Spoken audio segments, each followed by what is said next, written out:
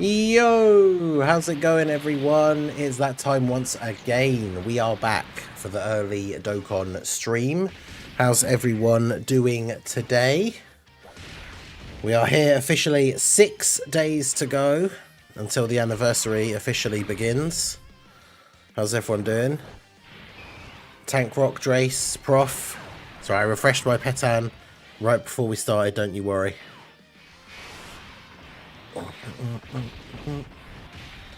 GDC, Future Saga, Geo Blue, and We Saiyans have no limits, EZA. I think it depends. The problem is we haven't got the worldwide EZAs from the year before yet, so... Yeah, so it's very interesting. They revealed the results of that poll for like what people want the new event to be like. And because the things were split, like both versions are going to get 2 different events, it seems, which is kind of crazy. I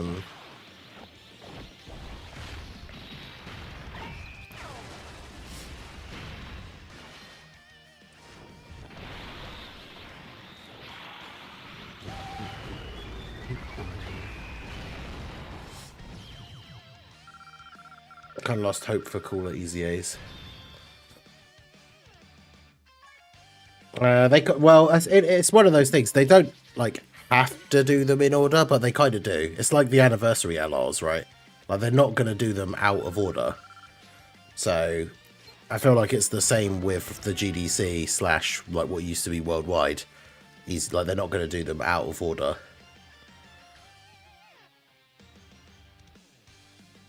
Like you could argue that Goku and Frieza didn't really fit with like last year, but they did them anyway because they were the next ones in line to be done. So I feel like you could argue that they have already shown that they won't do them out of order. Yeah, I'm just gonna burn off these boosts here because we got to start. Starting from today is a 5 boosts thing now. So.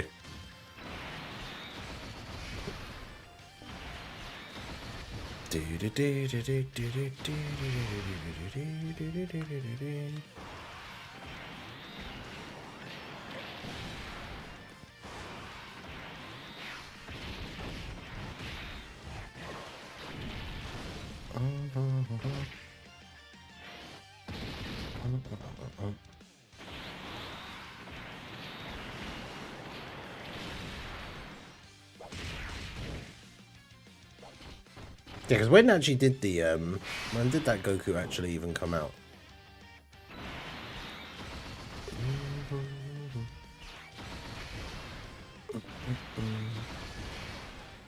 Let's have a look. Let's go on here, go to you, go to Goku Family.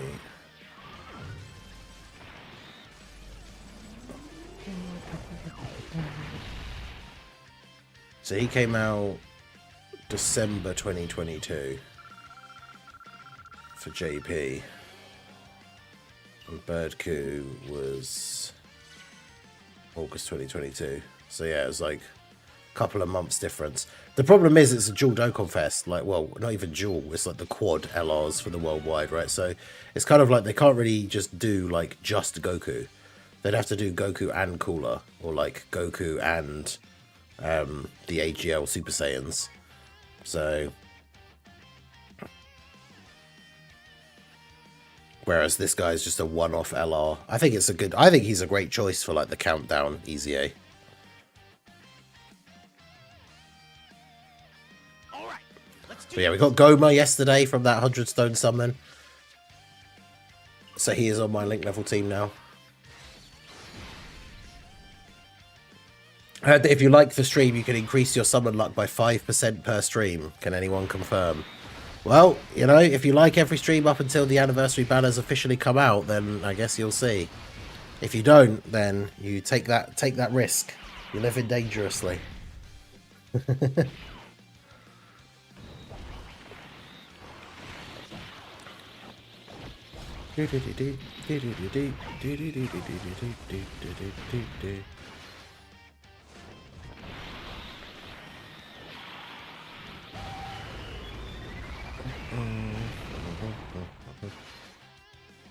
Yeah, I don't think that they will EZA soon. But I'm looking forward to the cooler worldwide EZAs, but once they're out of the way, like once we can get the Future Saga worldwide EZAs, I am very much looking forward to Fusion Zamasu. And Future Gohan as well, to be fair.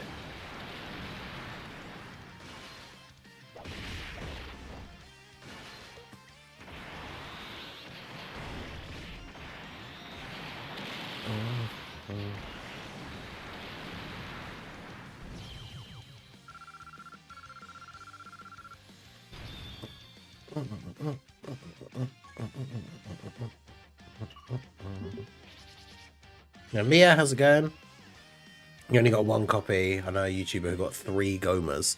Yeah, I got 1 Goma and like 2 mini Super Saiyan Gokus, which is annoying because he was already Rainbow for me, whereas I could have used the copies of like Glorio or mini Super Saiyan 4 Goku. All right, let's do this. I mean, to be honest, I was just hoping I didn't get Super Saiyan 3 Daima Vegeta, and I didn't, so I'm still very happy with that outcome, to be honest. Because yeah, I'd have been very disappointed to have pulled Super Saiyan 3 Vegeta as the guaranteed featured.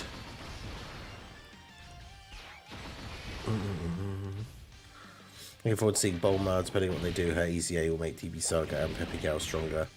Yeah, Bulma will be a good one. I'm worried for Bulma, though, after seeing Piccolo's EZA, because, like, they were the 2, like, contenders for the best unit in the game. And obviously Piccolo's EZA, whilst it is good, I would say it is underwhelming. It's a real shame that Goku isn't on... It's a real shame that Goku isn't on Movie Heroes, because I know the Hachiak special thing obviously doesn't count as a movie. But... because, yeah, imagine having him on the new, like, Gohan and Gamma 1 team. Be pretty cool.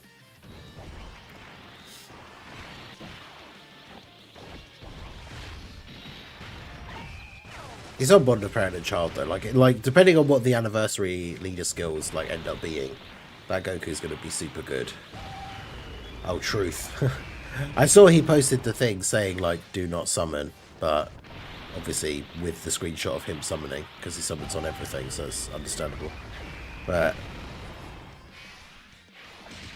I mean, to be fair, I saw a lot of screenshots of people getting Goma, like who decided to do the summon. So whilst it's probably not worth taking the risk for most people because you want to have your anniversary fund stacked and ready to go, I'm definitely glad that I did it because obviously I needed Goma. So it's nice to have him going into the anniversary. Okay, that's all the boosts used up. Let's stop there because we want to get onto these red zones.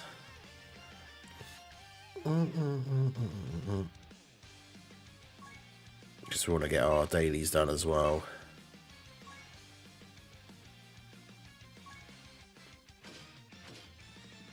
Yeah, I've got 2 spare copies of that Daima mini in Goku now. Potential video podcast topic, looking at the 2023 units who were considered the best units at the time and discussing if they're fumble because of their strengths. Yeah, because who would those be? Obviously Bulma. Hey Ningen, able to do a showcase for the new EZA. Yeah, Christopher, how's it going? Yeah, the showcase for the Carnival Goku went up yesterday. I think he's pretty good. I mean, the fact that there's a turn where he double-digit tanked a Super in slot 1 that I was kind of not expecting, which was very good. Because it was against a boss that like greatly lowers defense, so I was concerned that he was going to take a bit of damage, and then yeah, he just took double digits, so I was pretty happy with that. Yeah, because Bulma's supposed to be a support, so they'll just give her like loads of extra damage. Yeah.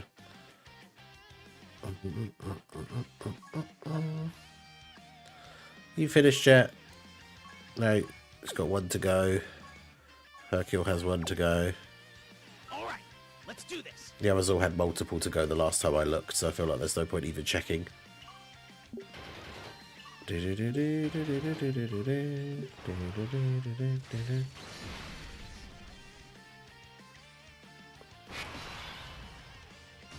Yeah, it's just very weird choice, like, design-wise, to give Piccolo a bunch of extra, like, attack power when he's, like... All they should have done is make that attack and crit chance, like, defense and extra damage reduction. And he would have stayed, like, the GOAT slot 1 unit. There you go, there's a level 10 link for the God Goku. And a level 10 link for Raditz and Vegeta. Okay. Not a level 10 link for the 2 characters that only have 1 link to go and then they can be taken off the link level team.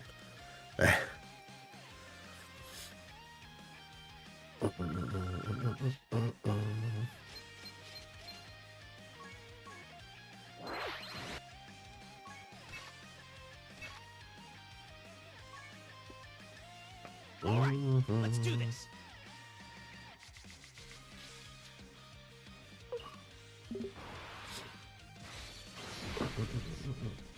Fusion Zamasu, Super Saiyan 4 Goku, Bulma, God Goku, Piccolo Jr., Super Saiyan 3 Goku. Man, Super Saiyan 4 Goku, especially as a global player, like even seeing him mentioned in like the idea of being one of the best units of 2023 is upsetting. Because obviously when he released on global, he was already like power crept basically. Which is unfortunate. LR Super Boo. I think LR Super Boo was underrated when he came out. Obviously, mostly people were just annoyed because he came out and didn't really do anything for Kale. But even when he came out, like, I used him in a couple of different events. And, like, if you got that hit in slot 1 and, like, did the AoE and everything, like, he could be pretty good. He obviously wasn't anything crazy, but, like, people were acting like he was absolute trash, like, when he came out, which I very much disagree with. Oh. Game seems to have frozen. There we go.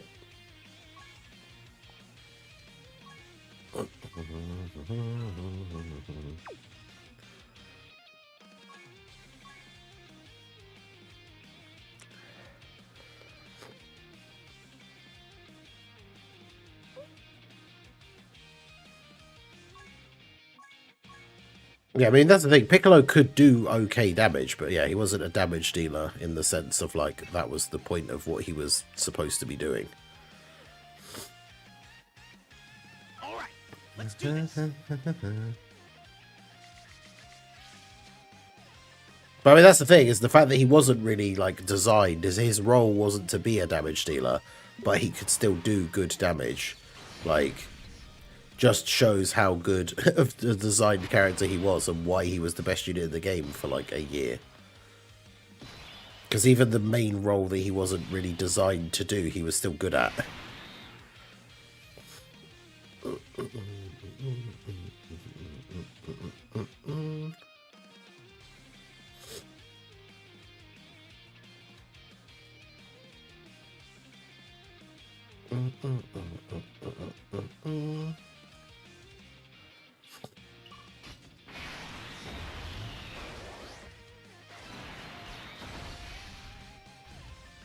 Osaka updated the list for Angel Freezer. Yeah. Angel Freezer, the just forgotten lone, is it 2022 unit that just apparently is never going to get an easy A.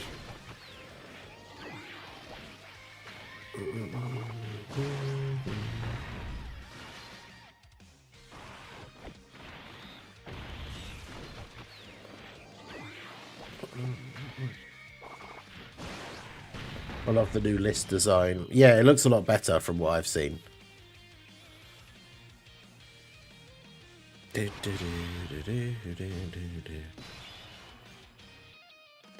can't believe that that Frieza is just like...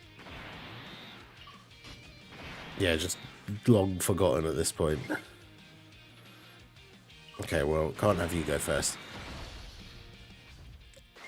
Yeah, we're getting old, man. I sneezed this morning and hurt my back. Oh, yeah. Oh, dude, I've been there. Getting old.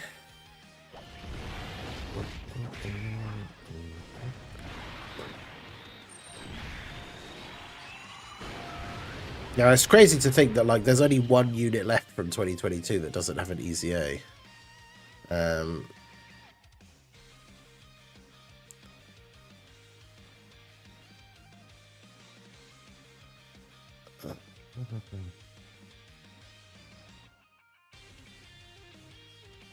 I can never find that person's like thing, even though I follow them. Like I start putting their name into the search like thing so I can get to their profile, and I can never find it for some reason. I don't know if it's just because there are so many people with the same name, but I follow them, so it should come up straight away. I always have to go to like my list of people I'm following to like be able to find them, which is weird. But yeah, it's useful that they put out that information. Like, it's good to see the EZAs. Is it a 2020 unit? Star Super 17 could EZA this year. He's a busted one, especially. Yeah, if AGL Super 17 gets the Super EZA with him at the same time.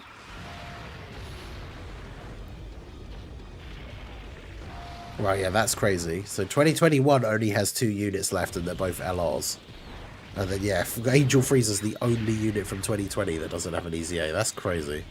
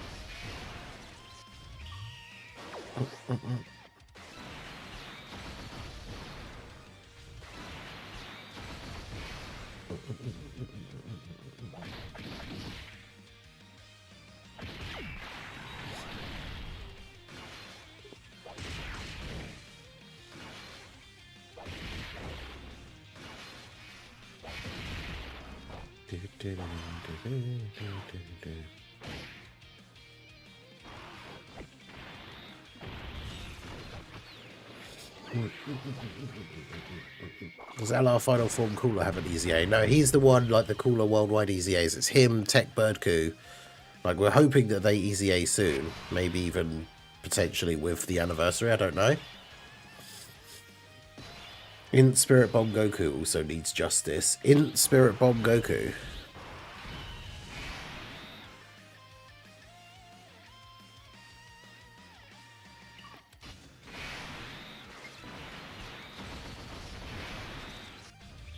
You know, Dark FB, how's it going? 6 more days to a new disappointing Vegeta. Let's hope not.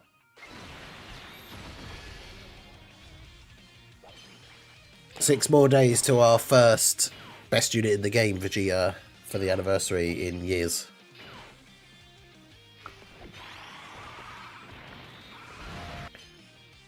I want to see the Tech LR Goku and Gohan from the Cell Games thing. Like, I want them to EZA.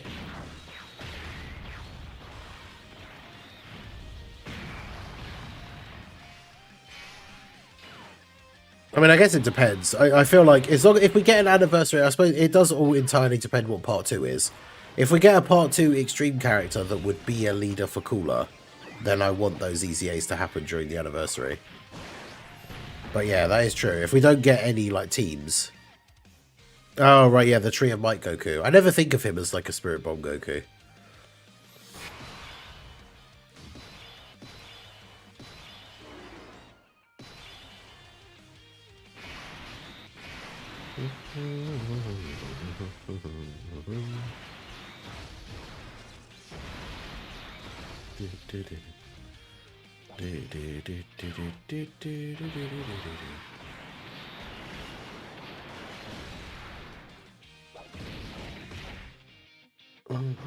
Dream of the day I get my Cooler to 1 billion attack. But yeah, that is true. I guess I don't want him to EZA at a point where he's got no teams, but I just really want that his EZA. I mean, I also want the Birdcoo one for certain teams, but yeah, Cooler finally getting his EZA would be cool.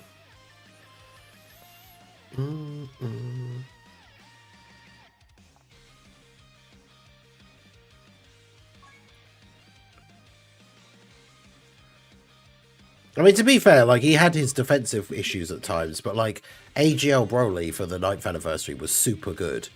And having that rotation where you had like the two Brolys and one of them transformed was like, wasn't it? It was like the highest dealing damage rotation in the entire game at that point. Like, it was pretty cool.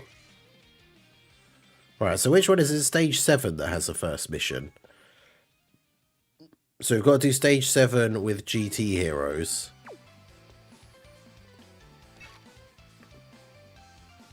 I mean, it's not going to be hard, is it?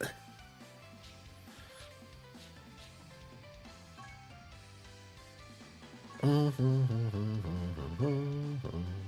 right, let's do this. It's funny to see how AGL Goggia absolutely destroys this like new stage.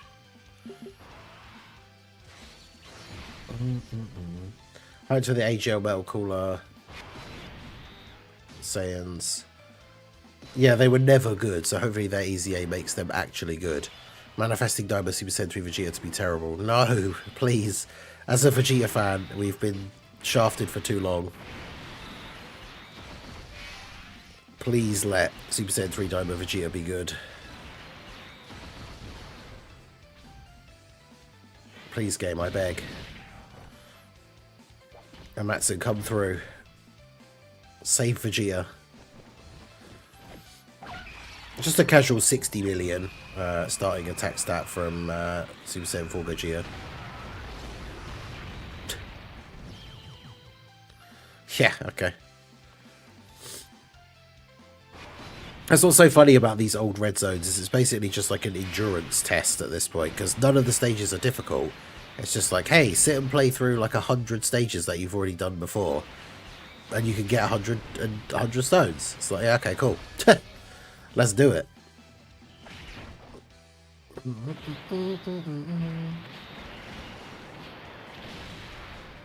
Does it confirm the event comes out tomorrow?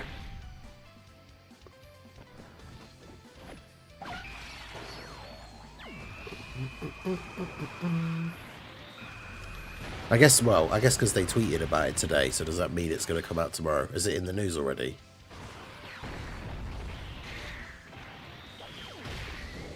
I just haven't seen the actual, like, confirmation. Is there a TUR Super Easy A that I really want?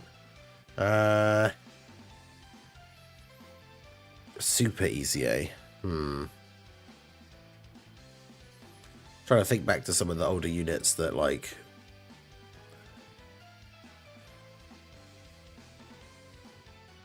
I mean, if we're talking about any unit, I would say, like, Marseillan, but obviously... he probably won't get one anytime soon because he's not a Dokkan Fest or anything. I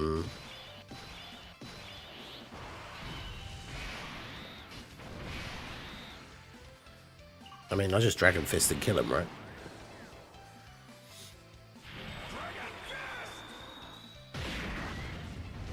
Oh, wait, are you talking about... when you say the event, you mean the Genki Damatsuri thing, right? I thought you meant, like, the new event with, like, the 6 stages and stuff.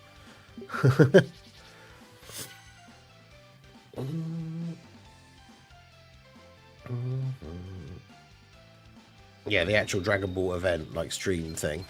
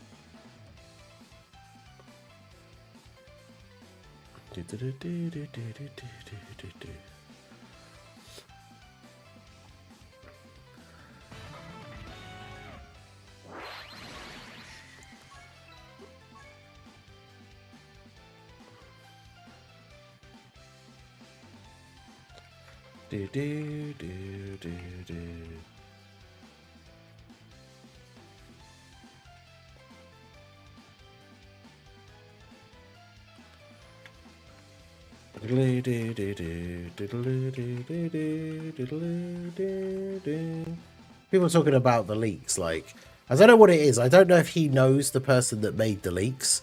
But Luca Dokon on Twitter, who often posts, like, he doesn't post leaks, but he posts a lot of news and, like, assets and all that kind of stuff.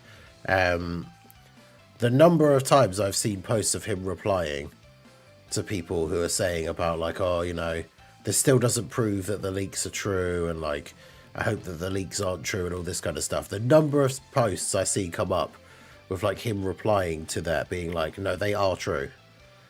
And it's like, how do you know? What do you know? Tell us your secrets. Pretty excited for the discount in the new Dokkan store. So glad they made that. The discounts are so good. I actually haven't looked at the web store for ages, but yeah, I imagine that they will have really good anniversary things. Could they EZA Daima Vegeta? Daima Vegeta wouldn't get an EZA, no.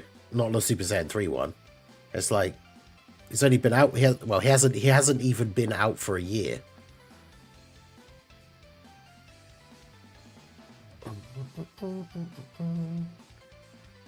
Okay, there like there aren't any special ones at the moment.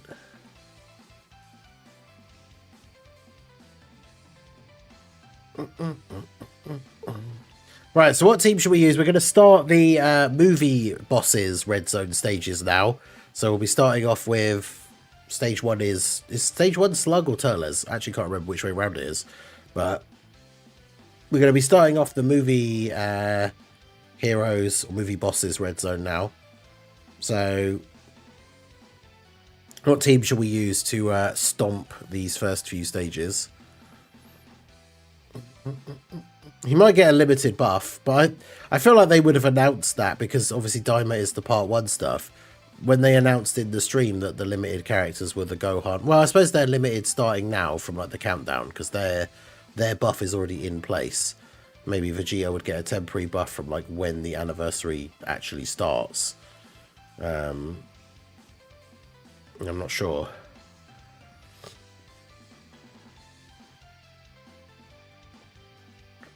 People go crazy for leaks. They're even saying Sean Schemmel confirms the remake rumor, which he didn't even do. It's that same thing we talked about with the leak when I was talking about the leaks in that video, with the whole thing about confirmation bias. Because like that whole topic is in my mind because of like the trailers we've been watching. But it's like, yeah, people will find anything if they've seen a leak that says the anime there's an anime remake thing happening. They'll take like anything they can find anywhere. So when someone says something in an interview, then it'll be like, oh, well, that confirms the remake, even if they're not actually saying that.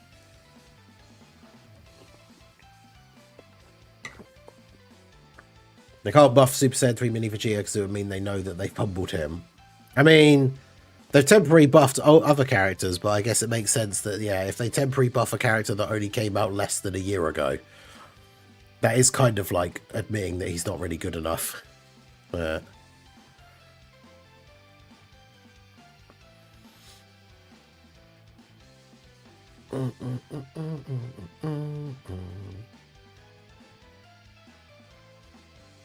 Hey, shout out to Big TX for the 50 stream watch streak on the Twitch side. Appreciate you.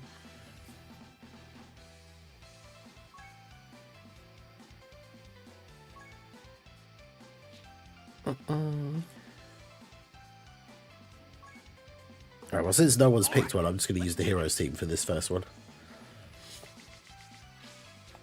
Could they EZA the 3rd and 4th anniversary LRs? Oh, well, I super EZA. I think it's... I personally... People have talked about it for a while. I personally think it's too early to super EZA the 3-year LRs. It's because in terms of, like, the leader skill that they have and stuff, it's so... Imagine, like, we haven't had units even close to that have gotten super EZAs yet. Doesn't necessarily mean that they can't, but I don't know. They can only buff EZA units. I don't think we know that for a fact that that's true. I mean, they could temporary, there's nothing to say that, like, there's nothing in-game mechanically or anything where, like, only units that have an EZA are able to receive a temporary buff. So, yeah, they could give a temporary buff to whatever units they want.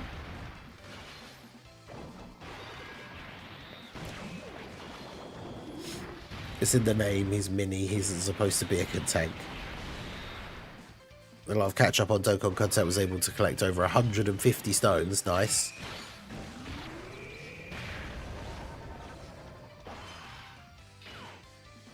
I mean, that's the good thing with this red zone like revamp thing, is just from these events, like being able to get an extra 100 stones or 121 or something.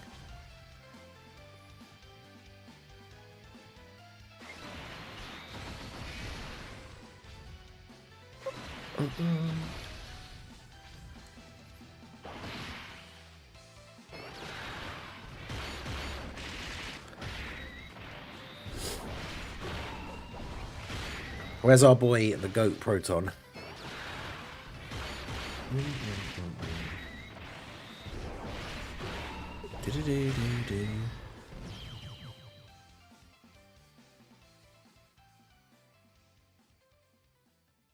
Diamond being the focus, do you think we could see a new free-to-play team? Gendarmerie Force could be fun as they're basically Diamond's Ginyu Force. They are. I mean, that's one of the things, to be honest, one of the things about Diamond that I didn't particularly like, that they had their own, like, rip-off Ginyu Force that were only in it for, like, one episode and weren't very good. Like, it just seemed like another...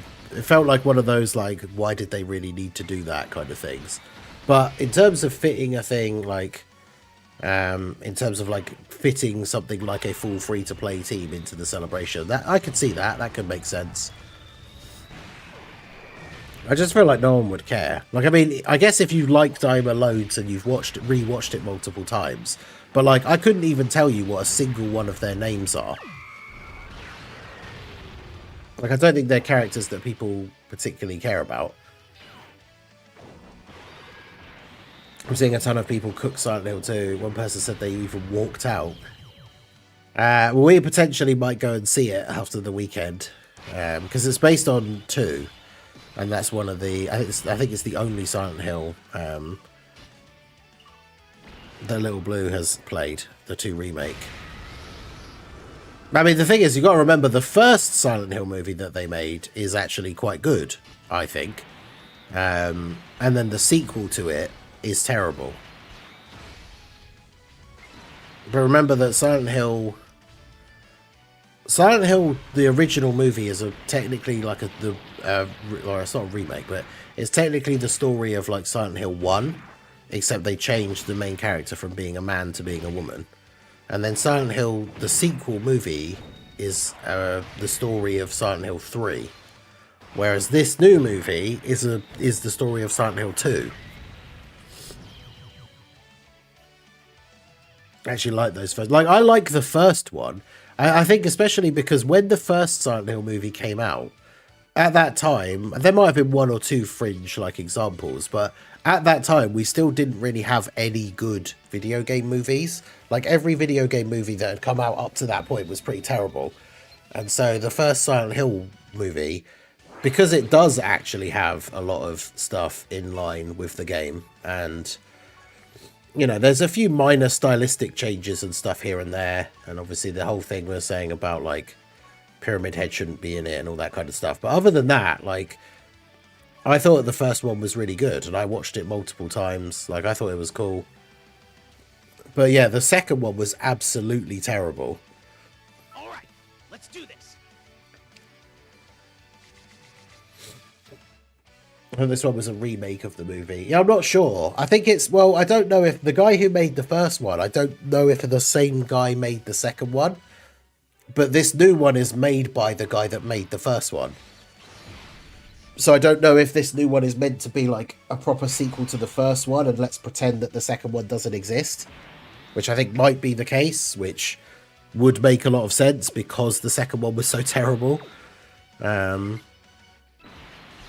Yeah, it might be one of those kind of things where it's like, this new movie is a sequel to the first one, and let's pretend that the second movie didn't happen, like, kind of thing. Resident Evil Requiem is so close. I know, right? Next month, let's go. Let me double check on Steam when the... Actually, I think it's on... It's been added to Steam, so it should be in my wishlist.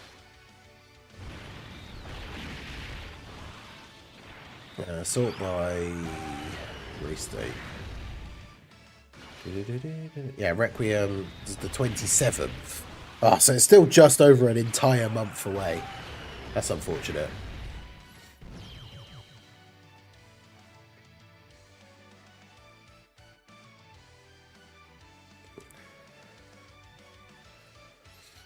The 100 stone diamond multi and pulled a dupe for Glorio. Only diamond unit I had. Oof. Well, that was the only one. It's just as the guaranteed one at the end. Who will come first, Beast EZA or the Heroes EZAs? I mean, at this rate, it'll be Beast EZA, even though that's like a year away. I got Mini Super Saiyan 3 Vegeta and Glorio, both are rainbowed. Oof. I mean, yeah, to be fair, the 11th anniversary lasts almost the entirety of February, so... That is true, we've got plenty to do to keep us busy for the next little while. I'll be there when you stream it. Yeah, my plan for Requiem is that I want to try and, when it comes out, I want to try and start playing it like the second it releases and is available on Steam. And I'll have to try and like make sure it's going to be, I know it's going to be one of those things because it always happens to me. It happened when Night Rain came out, right? Because I made all those videos in the lead up to Night Rain and I wanted to go ham with Night Rain content.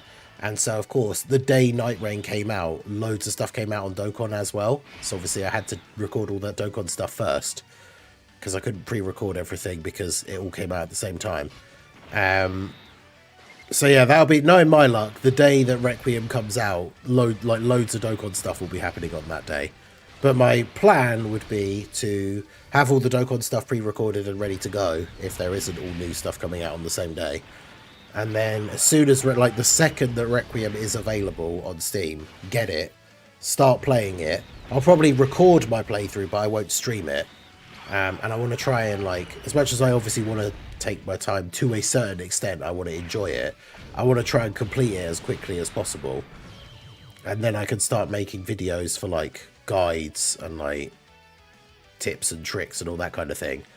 And then I'll stream, like, the second, third, fourth playthrough where I'm trying to do, like, the harder difficulties. Or I assume it's going to have challenges like the other ones did, like we've done on stream, where it's like beat the whole game without using an item box, or like beat the whole game without healing and all that kind of stuff. I'll do all of those challenges on stream. And then obviously because I want to get it on PC, it probably won't be too long after it comes out that then like mods and stuff will come out. So then we'll be able to start streaming mods, randomizer runs, like all that kind of stuff. So, but for the initial playthrough, I'm not going to stream it just because, like I said, I want to get it done as quickly as possible. Get the playthrough uploaded. I'll probably break it down.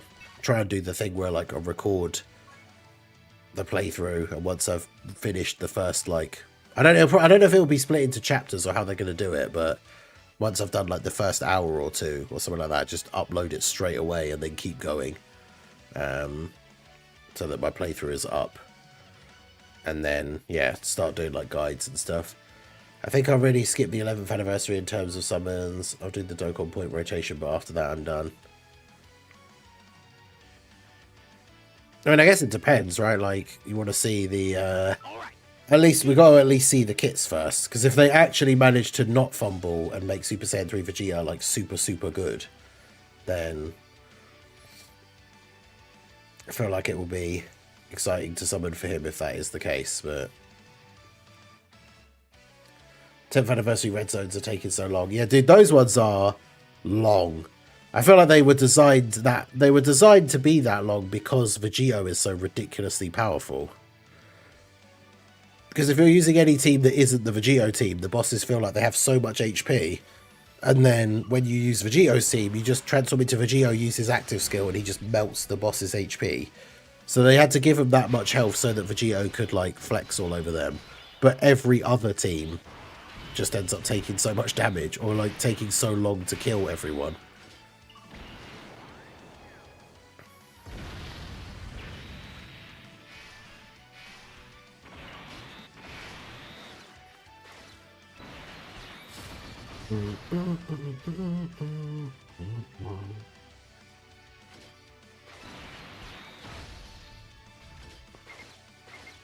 I still think Daima is a hype choice for the anniversary, even though I'm not like the biggest fan of Daima. Like I said, I've said before, I enjoyed it for what it was, as its own like little series. I thought it was okay.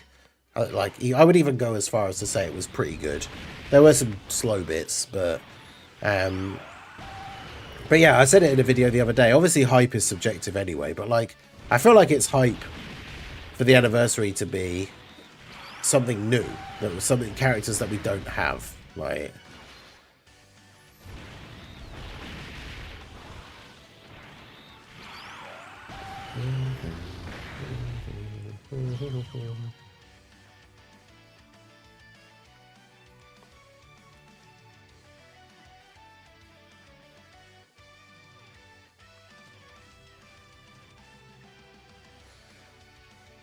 Pulled on that stupid 100 Stone Diamond banner. I mean, a lot of people have had good luck on that banner.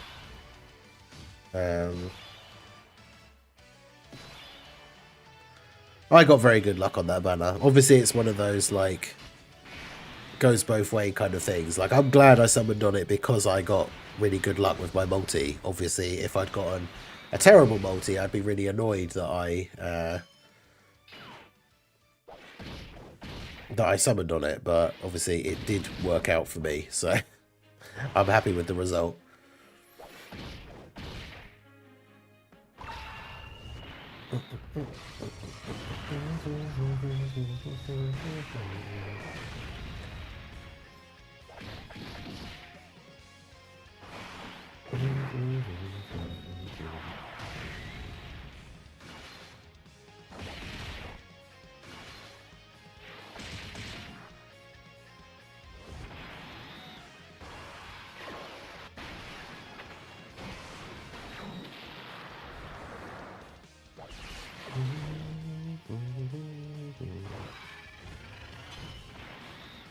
Cell Saga was peak, everything afterwards is just terrible writing.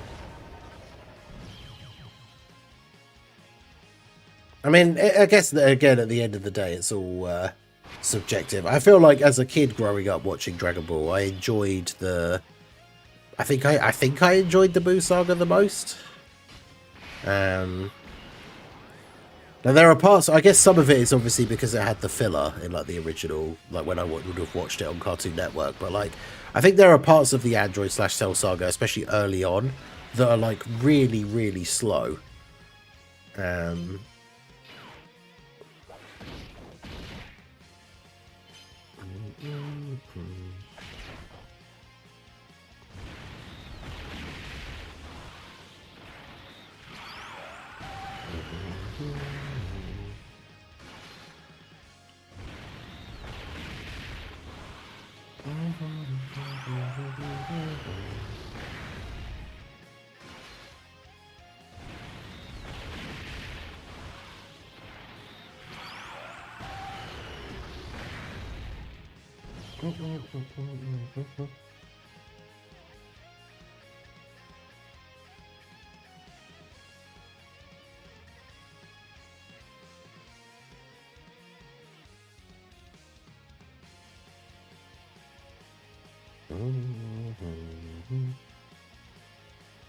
Yeah, I mean, to be fair, the difference, though, is that, like, other people died and came back in Dragon Ball, and it happens all the time, but the whole point was that, like, they made a big deal out of Goku's, like, sacrifice and farewell and, like, handing things over to the next generation, and then he just comes back in the next arc. And, I mean, I kind of like the idea where it's, like, the, obviously, he's only supposed to temporarily come back, for one day, but then obviously that's not how the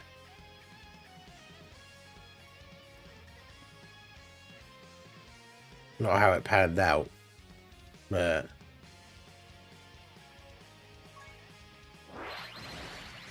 yeah, they make a very big deal out of it. But I mean, I don't know if this is a hot take. I don't know how many people agree with Prof's point for this.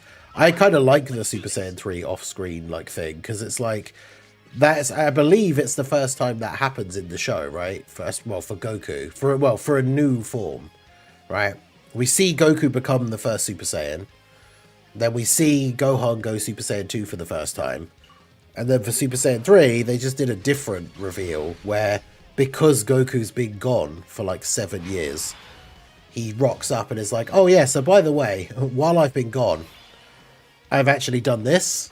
And then we see Super Saiyan 3 for the first time. Like, I do kind of like that.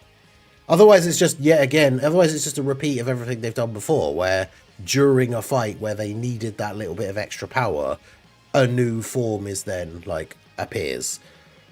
Whereas Super Saiyan, they did that for Super Saiyan 1 and they did that for Super Saiyan 2. So I think it's kind of cool that they did something different for Super Saiyan 3.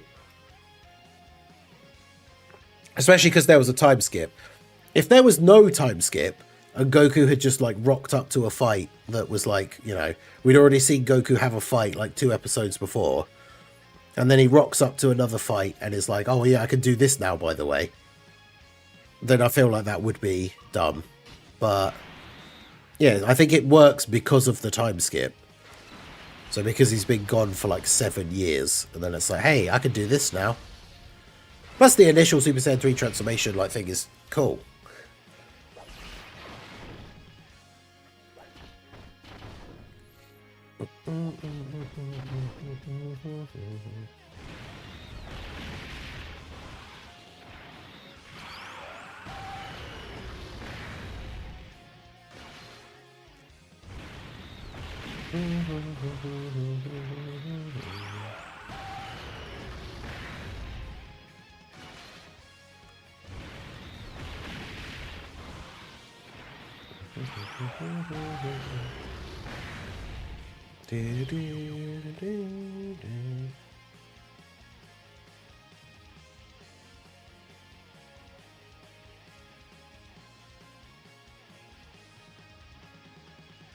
Yeah, the survey results are, I think, well, to be fair, the survey results, we got the same thing for everything except for the length of the fight, which, to be honest, I voted for the super long one.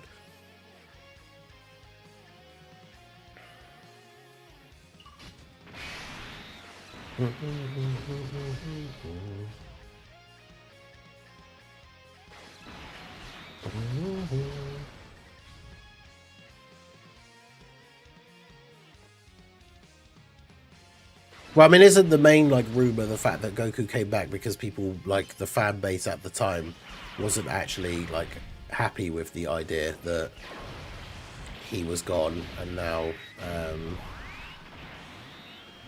Gohan was going to be the main character.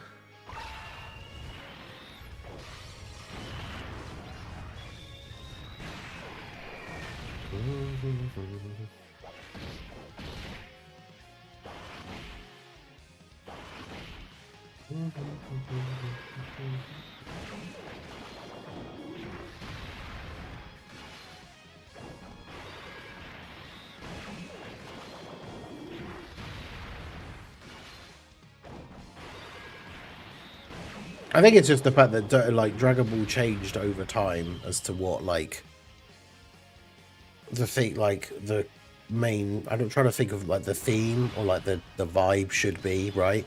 Because yeah, it's like originally people could only be brought back once by the Dragon Ball, so it added a level of like drama of like, well, if somebody dies who's already been revived, they'll be dead forever. So that's like, it's kind of scary. But like, when the show became entirely focused realistically around Goku and like a little bit Gohan, at that point it just didn't even matter, because it's like, well, they're obviously not going to actually die.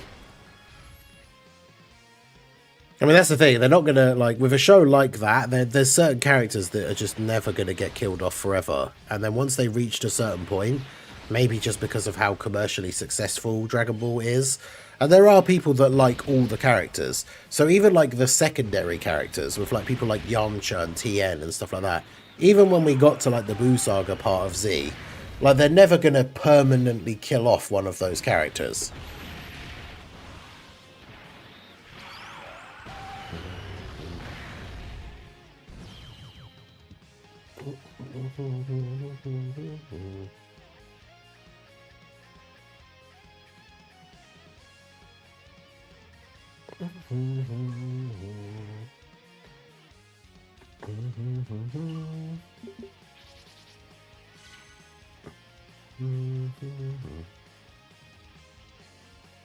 But yeah, if they'd stuck to their guns and like Goku had stayed dead and then they made Gohan like actually really cool, because I wasn't a huge fan of the beginning of the Buu Saga with like the Gohan at school like comedy stuff and the Saiyaman thing, but obviously that's the kind of stuff that Toriyama likes. All right, let's do this. That's the thing, Toriyama. That's a lot of people. This is what people need to kind of understand, I guess, is that there's a large majority of Dragon Ball fans, like in the fan base overall, that like Dragon Ball because of the action and like the transformations and like the fighting, right? Which is the guy who created the whole thing. That wasn't his like thing. That wasn't his like favorite thing to do. Like he liked all the like funny, silly stuff. So that's the thing, is it's kind of an interesting way to look at the series. Like for a lot of the fans of the franchise, the thing that they like the most about the franchise is not the part that the creator of the franchise liked the most. He just liked all the comedy, silly stuff, and then somehow ended up creating the biggest like action anime franchise of all time.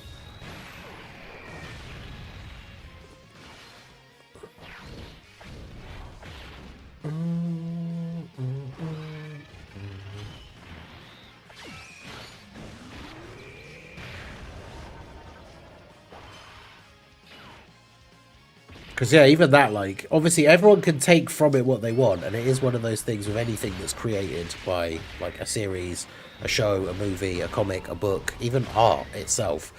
Like, you don't have to feel the way about it that the creator intended when they made it, but, yeah, like, it's just, it'd be interesting to see what, like, to be able to speak to Toriyama, like, personally and say, hey, these are, like, this is my favorite thing about Dragon Ball.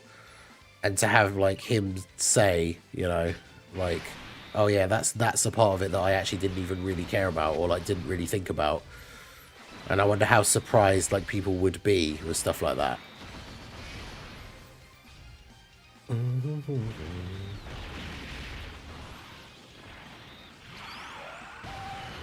Yeah, it's funny that they teased like the potential Daima Vegito and then we never got it.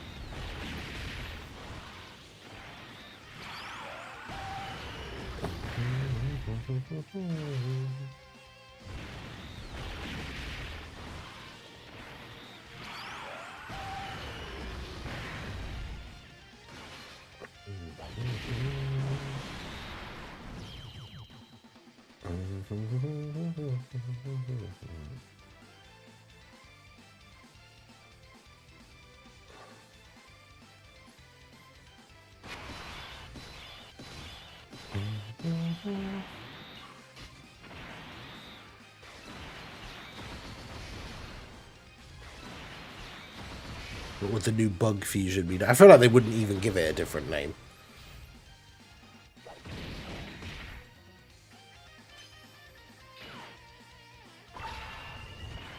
Because it's just going to be whichever name they choose out of Vegeta or Gogeta brackets Daima anyway.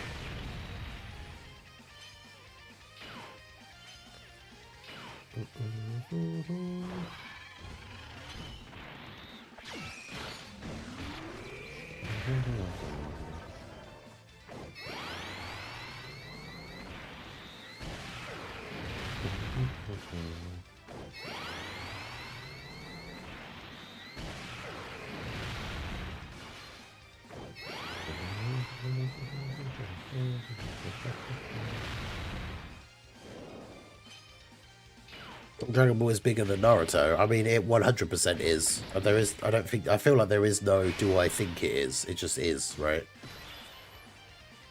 I mean, it's probably is the biggest anime like franchise of all time.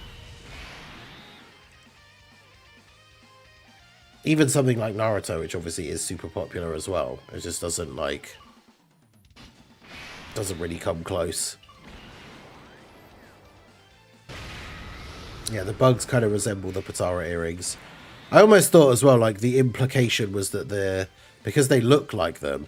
I don't know if it's just me assuming that, but I thought that the implication was the fact that, like, the bugs were potentially used to make the earrings in the first place. Because the Kais all came from the Demon Realm originally anyway.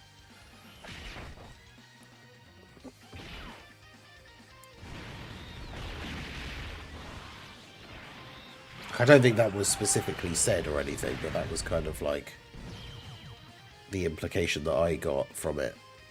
But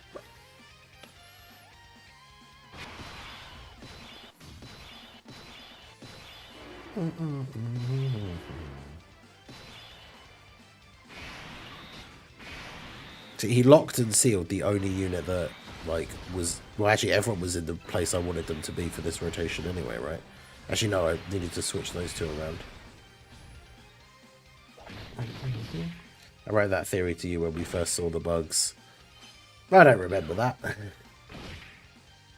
Dragon Ball is bigger, but both are considered being in the big three.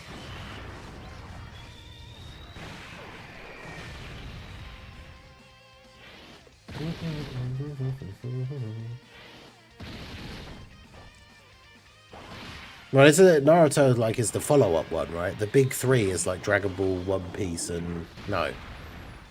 The big three is, like, the ones that come after Dragon Ball, isn't it?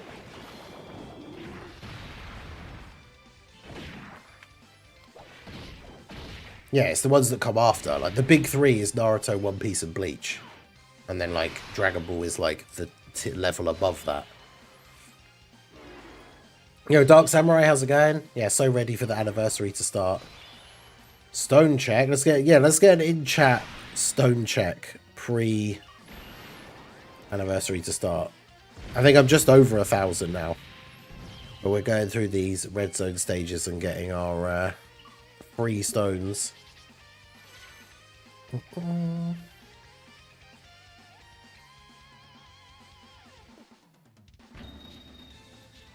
It's so funny though, like, I guess people do it as for, like, farming engagement and stuff, but, like, for years, where it's like, people are like, oh, this new anime that we think is really popular has totally knocked, like, this other anime out of the big three. Like, people saying, like, I saw tweets, like, a couple of years back saying things like, oh, like, Demon Slayer is so much better than Bleach. Like, it's taken its place in the big three. And it's like, it doesn't work like that. It's not like a ranking system, technically. It's like, the big three is, like, referring to the three franchises that became the next big, like, three most popular ones after Dragon Ball. Well, again, that's the thing, is it's not a... Yeah, it kind of... When you say some people prefer these three as the big three, like, it doesn't work like that. It's not... The big three was a term given to the three series that became the next biggest three Shonen Jump franchises after Dragon Ball. Like, it's kind of one of those... I'm trying to think of the right way to word it, but it's one of those, like, it isn't an opinion. It is a collection of three specific things. So, like, people don't get to decide, well, actually, I think this one is one of the big three instead of this one. Like, it doesn't work like that.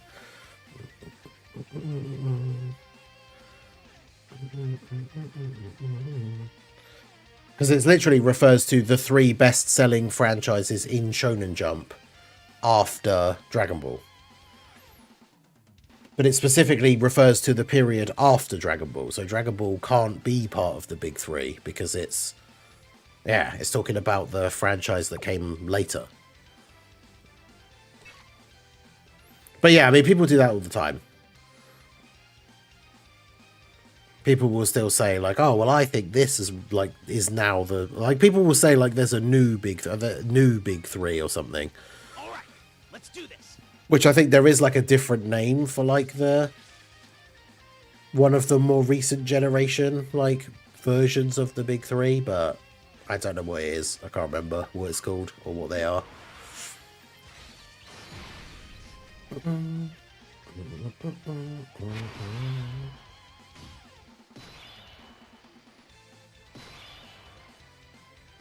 Yeah, I forgot, because Little Blue said about the, there was that new Fable, there was a new Fable trailer, and I haven't watched it yet.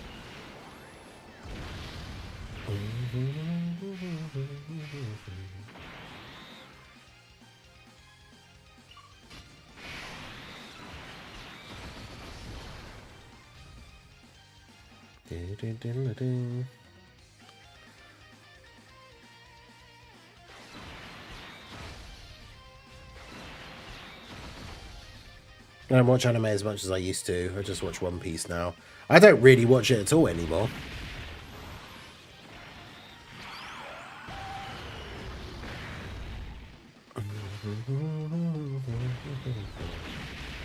There's not a lot of good places to watch it anyway. Like, I watched Daima on Netflix. Daima is literally the last anime that I watched.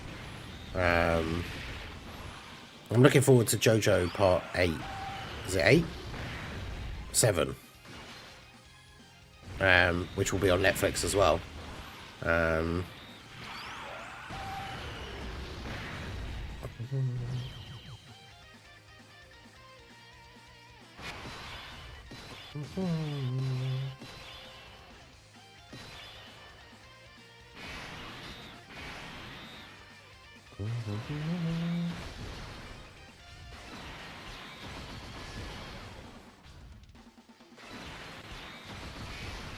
I think the trailer looks really cool.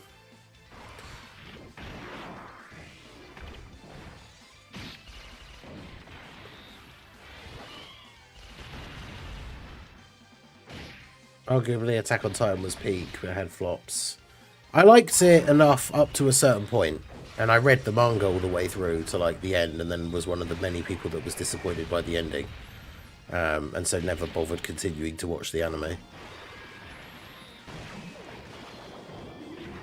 But like the crazy twist at the end of, well, it wasn't even season 1, like when they finally get to like the basement and you find out about the actual like the rest of the world. I remember like reading the manga like when that happened and was just like, what? And then yeah, I was like very excited to read all the next parts and everything. Yeah, the Castlevania Netflix series was decent. The first one, I haven't watched the second one. Like the new series. I said like the first one had like, was it 3 series? But the ones with like Trevor and I can't remember her name now. It was Trevor, the girl like Mage, and then Alucard. I think there were 3. Were there 2 or 3 seasons? And then they did a new season with a new Belmont character as the main character. I haven't watched that. But yeah, the original Castlevania like series, it was pretty good.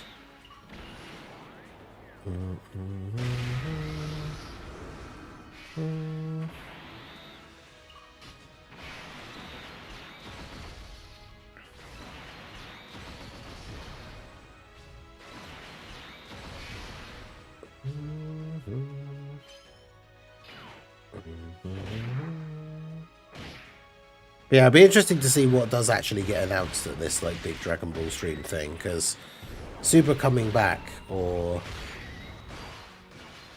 being a part of it being remade or something would certainly be interesting.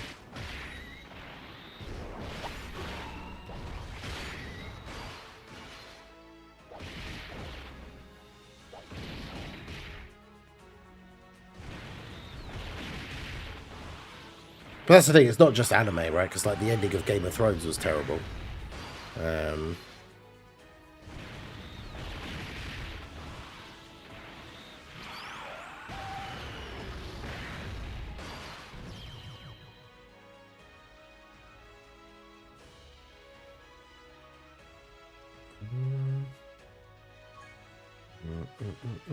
I think Naruto has way better storytelling than Dragon Ball and character development. I probably wouldn't argue with that to a certain extent. They are very different kinds of shows. Like Naruto and like Bleach and stuff like that, a lot of those series came out way later when anime was more serious. Like obviously it has like, I'm not saying it's completely serious, it has like goofy comedy and stuff in it, but like when you could do serious character development and like the Naruto like sad music is like classic, like great, like classic anime OST.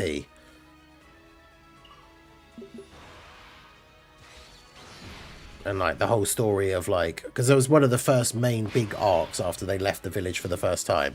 Like the whole thing with Zabuza and Haku, and like when they're explaining all of like Haku and Zabuza's backstory when Haku dies and all of that. Like that was all really good and like really serious. Like it was taken seriously rather than it being like a comedy thing, which I thought was really cool.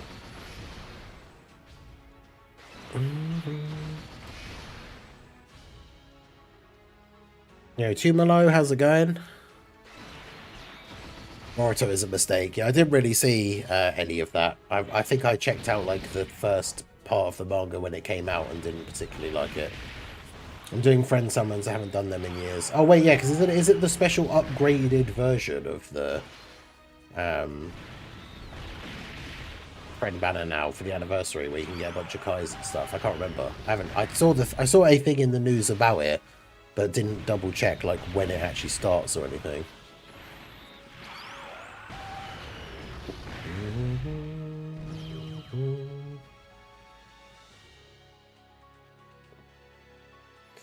The only good thing about Boruto is I've seen like where people have picked out the really cool clips of like, because what's that fight where like Naruto and Sasuke fight one of those like new bad guys like together, and the fight choreography is like super cool.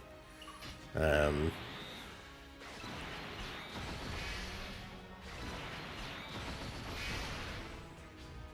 yeah, that's the other thing that Naruto had going for it, is like the fight choreography was just really good. And I used to really like the big thing I liked about it when it first started out as well is I liked the interesting way that characters used their abilities and stuff. I've mentioned this on stream before, like over the years, but it's like the when they fight Zabuza and he captures Kakashi in the water prison, so they do the thing where Sasuke throws the shuriken at him and he easily dodges it, but then the shuriken is actually Naruto transformed into a shuriken, so then he like sneak attacks him from behind. Like that's super. I remember seeing that for the first time when I watched that episode for the first time, and just being like, "Whoa, that's so cool! That's such a like clever thing that they did," which is the whole point. But like, yeah, and I liked it. There was like the way they use their powers is smart. Whereas in Dragon Ball, it's just like I have big new power or like big new attack or big new form. I just use it and throw it at you, like kind of thing. Whereas it was a lot more thought out in Naruto and stuff, I guess.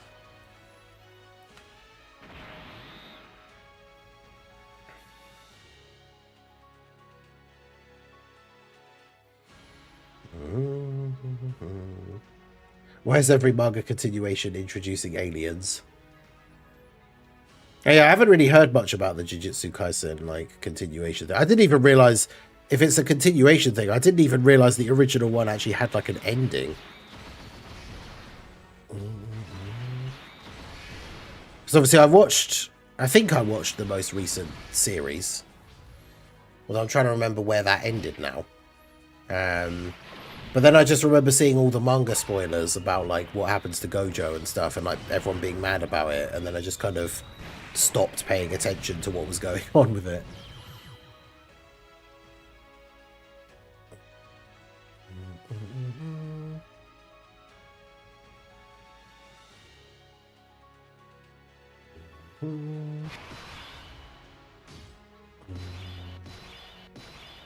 On stage 61 out of 79, nice.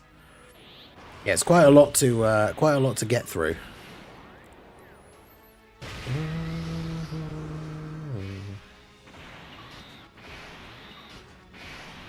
Do, do, do. Do, do, do.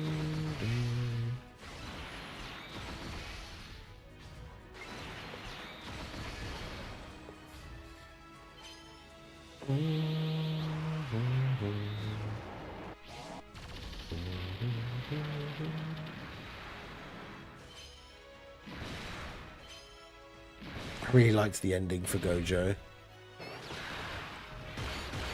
Yeah, I'm not even really sure. I'm not exactly sure. Like at the time, people were not even sure if it was had actually really happened, or if it came back or anything, or if he comes back or anything.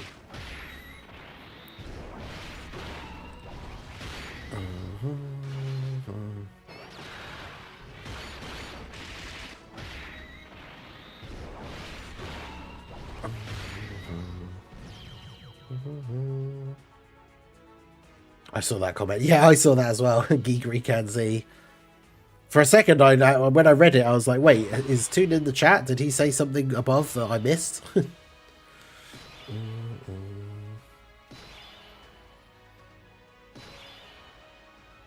Boruto butchered a lot of OG Naruto characters people used to like. Yeah, because that's the thing for me, I think. When I first saw the beginning of Boruto, I've said this before, I know. You guys would have heard me say a lot of this stuff before. when we've talked about various anime and stuff. But some of you haven't, so you know. But like, the thing that really put me off right at the beginning was after everything that Naruto went through in the original series and how we know he feels about like the concept of like family and friends and stuff, because obviously he basically didn't have a family growing up, was shunned by everybody in the village, and then eventually gets to that point of being like the hero of the village and having like close friends and people that he would consider family and stuff. So then we go ahead into Boruto, where he's become the Hokage. He's achieved his dream. He's now like the chief of the village and everybody loves him. And he's turned into the parent that's too obsessed with his job to spend time with his kids, and like sends a shadow clone to his daughter's birthday party because he's too busy at work. It's like, bro, that's not my Naruto. No, my Naruto would never do that. What do you mean? Like, that just instantly put me off. Like,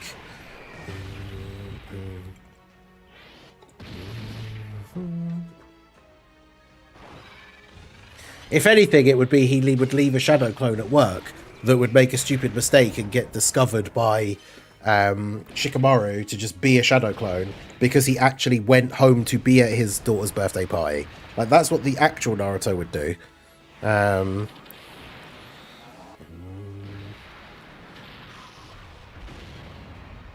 that's the thing as well. We learn throughout the stories his dream was to become the Hokage because then everyone would have to like him and respect him.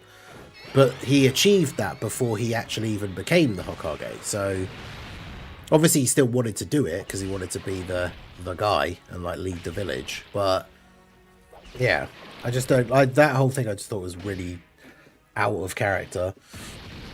I have all the YouTubers that tell us not to summon. It's funny because they either got Mini, Goku, or Goma, or both. Yeah, like, that's the thing. Like, I still don't think it's worth it for people to summon. But I also was one of those people that got very lucky and got Goma, who I didn't have as well. So that was the best part, is the fact that I didn't actually have him and I managed to get him. Because I would have been very, very disappointed. Not even that, Shikamaru alone would let him go for it. Yeah, exactly. Like, I know, especially because at the time that Boruto starts, they're not in like a time of war or anything. So what is like so important that he has to do? That he has to be at work all day, every day, and he can't leave to go home for like even a few hours. Like, yeah, it's just stupid. It just seems incredibly out of character, and for that to be like the way that we get introduced. Plus, it has those very like. I haven't seen it. We've talked. Little Blue and I have talked about it because I watched all the movies for the first time like last year or something. I think it was last year. But Harry Potter, it has that sort of like. Loads of sequels do this, where people make a sequel and like the characters are all like the children of the main characters. But there's that Harry Potter like sequel that's like a stage show. They haven't done a movie of it yet. I imagine they probably will at some point. I don't know. The Cursed Child, where the characters are all like the kids of the main characters from the main movies, and it's just the same thing as like the Boruto thing, where it's like. Harry Potter's son is all the like, oh, I don't. Everyone loves my dad because he's so popular and cool. So now I don't like him, and it's just like that in Boruto, where it's like, oh, everyone loves my dad because he's like the Hokage and he's so cool. So now I don't like him. It seems like that very stereotypical like character thing of like kids in sequels where they don't like their dad because their dad is the super popular, cool main character from the original series. So for some reason that makes them not like him because everybody else likes him so much, or like more than the kid.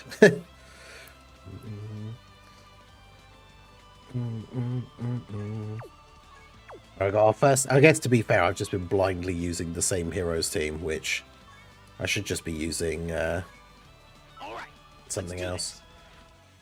The actor told me he played Drace. Yeah, I think he's doing it. I played Drace. As Drace said the comment. Yeah, it's the current. I think it's the current like Broadway production of it or something. But yeah, the guy who played Draco is playing himself, the older version.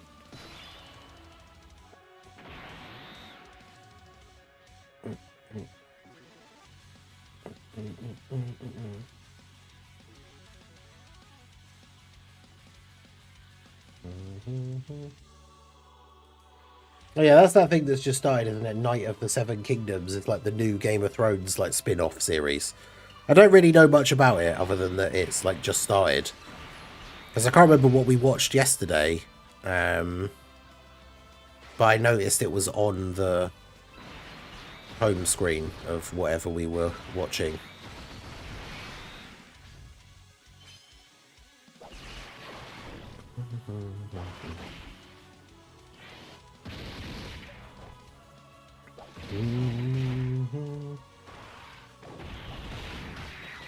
Because she's 70th Red Zone, done with Supreme Zap Battle and all the Red Zone Supreme Battle missions. Nice. Oh wait, actually I just thought, because this is the last stage, doesn't this one have a mission to use a specific team? I should actually quit and double check. Or is it the movie boss one that has a specific mission? I think this one does. It's more about the common folk of the Game of Thrones universe. Yeah, because isn't the main character a knight that is referenced in the series at one point? Yeah, stage 14 with movie heroes, okay.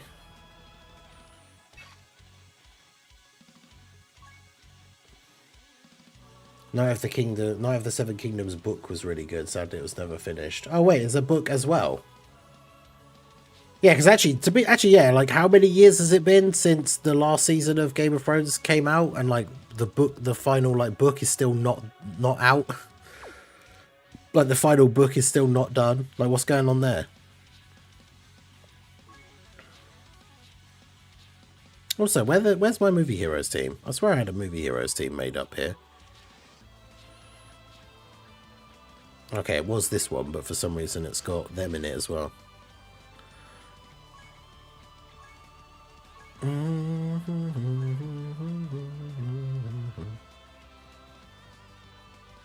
Where is Goatman 1? There he is.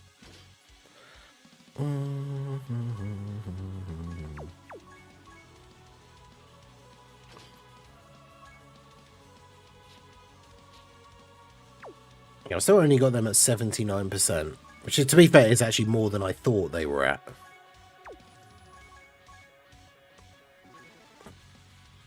Alright, let's do this. Want to buy Goten and Trunks? What, the AGL Super Easy A? I mean, they are pretty good.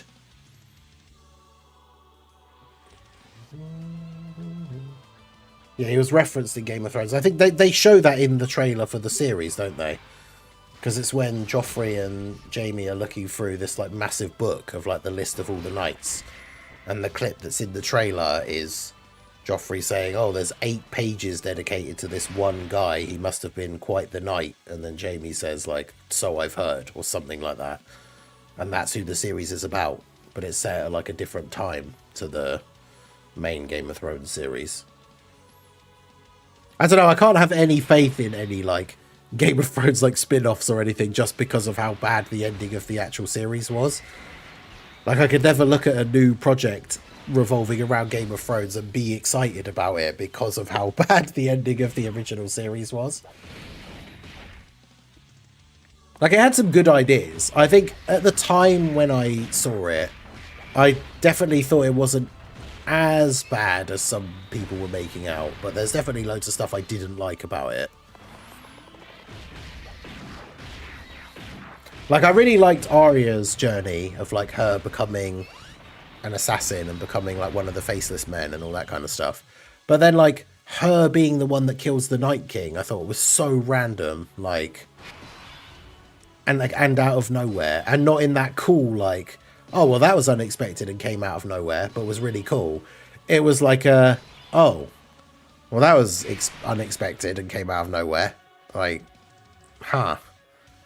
Like, obviously, that was because that's what they were building up to. Like, obviously, Jon should have defeated the Night King, right? Like, it's just weird that it went that way. Some of the episodes are really short for HBO show, only 30 minutes long. Okay.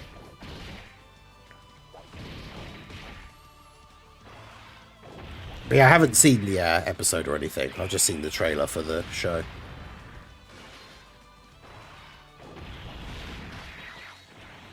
Yeah, I liked the Hound. I liked the little adventures of Arya and the Hound before they separated, and then Arya went off to get her assassin training and everything.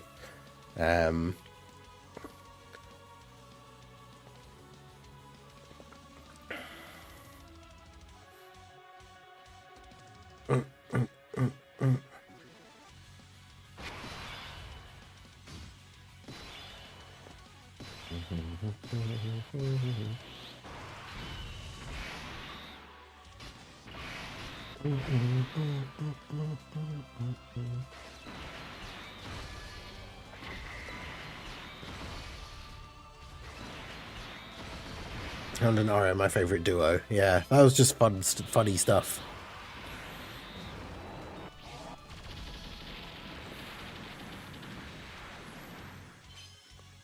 Probably with that slot 1 AoE.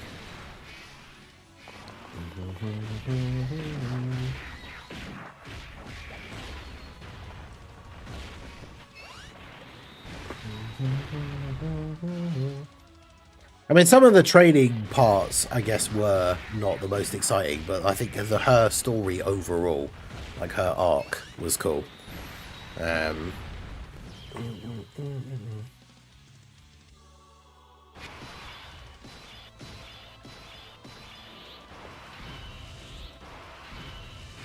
Although the thing is, I feel like maybe the stuff that they did show, or the way they showed the stuff that they did show, was like a bit too boring, I guess, maybe.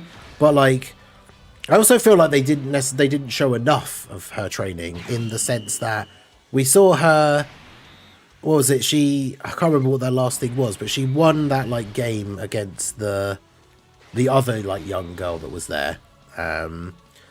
But then it was like, all of a sudden, she kind of like, she won that like final challenge, and then it was like, okay, my training's done, I'm now like a badass. And we didn't really see like enough of the bit in between that like made her at that level. Because they have that scene with the when she comes back, and obviously comes back as a badass and like goes back to Winterfell, and they have the scene where she like spars with Brienne and is like holding her own against her, when obviously everyone considers Brienne to be like a super top tier like fighter. But we don't really see any of the like sword training or anything that she had. Like, I know she had that bit of training before with that guy right at the beginning, but it's like, how did she get to that level where she's like holding her own against Brienne? Like, we didn't see any of that really. But either way, overall, like I say, her arc was really cool.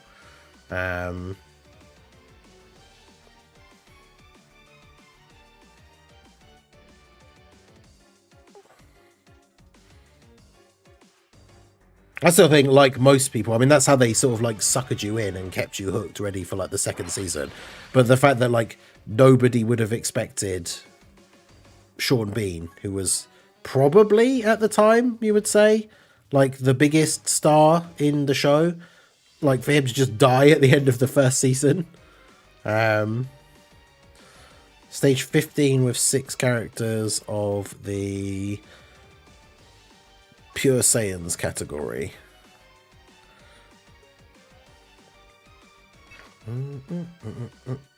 Yeah, the Arya Tywin stuff was cool.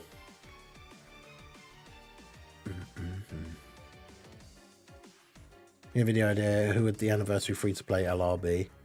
Well, that's the thing is, yeah, who would it be? And they normally have the new mechanic, but the problem is, it's a good idea for a discussion like topic, but I actually genuinely don't have any ideas for like who it would be, so I'm not really sure. I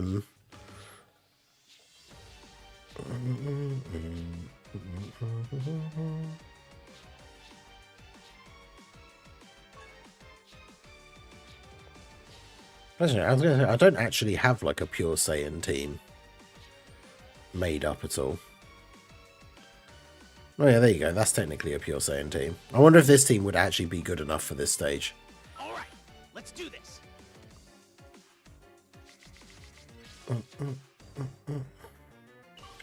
LR do with the EX super attack where he goes Super Saiyan 3. That'd be cool. Yeah, House of Dragons I've not seen, because that's like the prequel series, isn't it?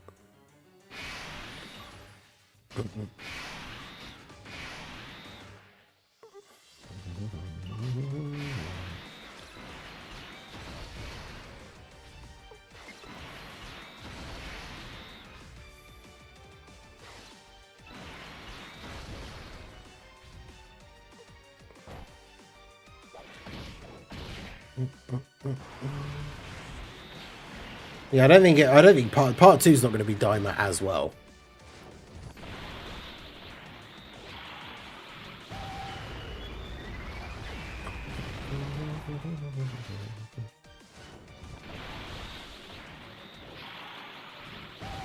Yeah, LR2 with the X Super Attack where he goes Super Saiyan 3 I think is a pretty good shout, actually. I quite like that as a choice.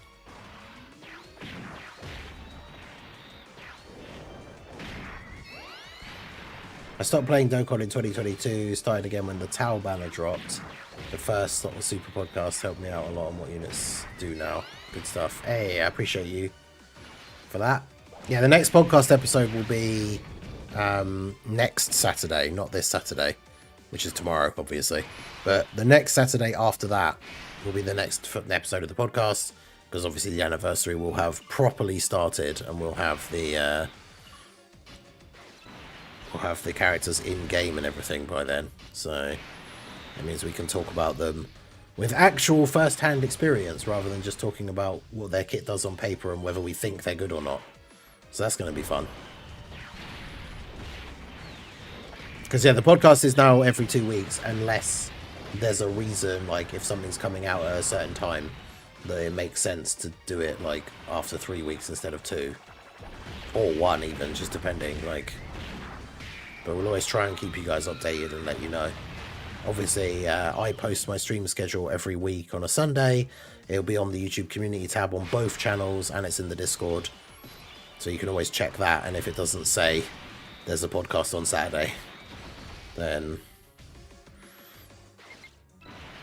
yeah, maybe I should do that on Twitter, right? Like, post a poll to say, like, maybe I'll post it tomorrow because tomorrow is Saturday, and just say, like, the next episode is a week from today when the banners and stuff will be out. Which of the hosts you think will have the worst luck on the banners?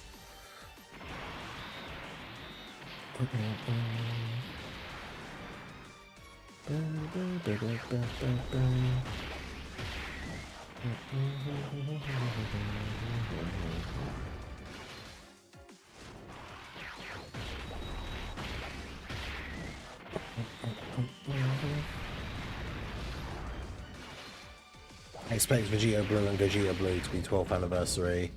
AGL Vegeta Blue, physical Vegeta Blue Easy A. Yeah, I could see that. Friend system came at the right time because you don't have to wait to use the new unit. I know, right? Like, if I pull the new unit, get them to 55%, I don't need to wait for somebody else to have their Super Saiyan 3 Vegeta, for example, set, because I could just use the copy of my one. Well, that is pretty great. Why don't you like the Daima Super Saiyan 3 Vegeta art? I'm not a huge fan. I said it in the video, I think, but like, I'm just not a huge fan of the, like, face on, just like directly facing forward, like, art style, or like camera angle, however you want to call it. I'm just not a huge fan of that particular, like, the way it looks.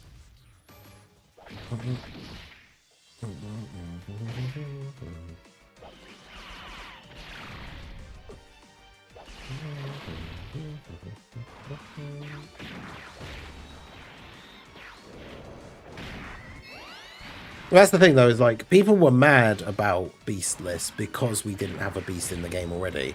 But it is the same thing with the Vegeta Blue active skill. Like, it doesn't count as a new Vegeta Blue just because we already have other Vegeta Blues.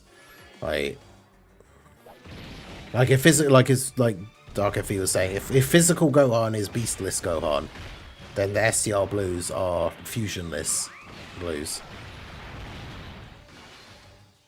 Like, it basically is the same thing. You think the third Gen LRs are going to Super Easy A? I'm not sure. I personally don't think so.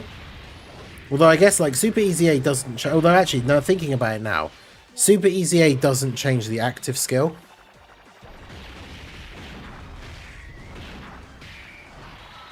Oh yeah, I'm getting a thing from Google. I just got a thing saying that it will arrive soon.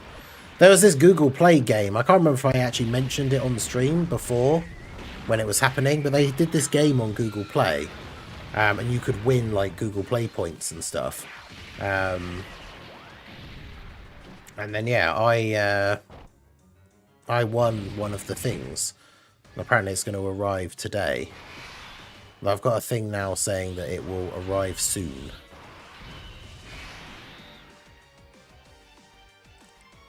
Let me check the... I can check the tracking thing. Let's have a look.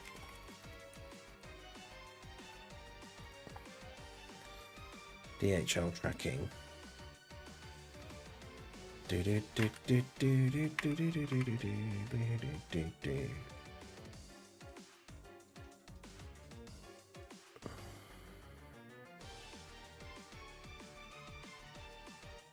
It doesn't really give me a detailed one, it just says it's out for delivery, which I already know. Right.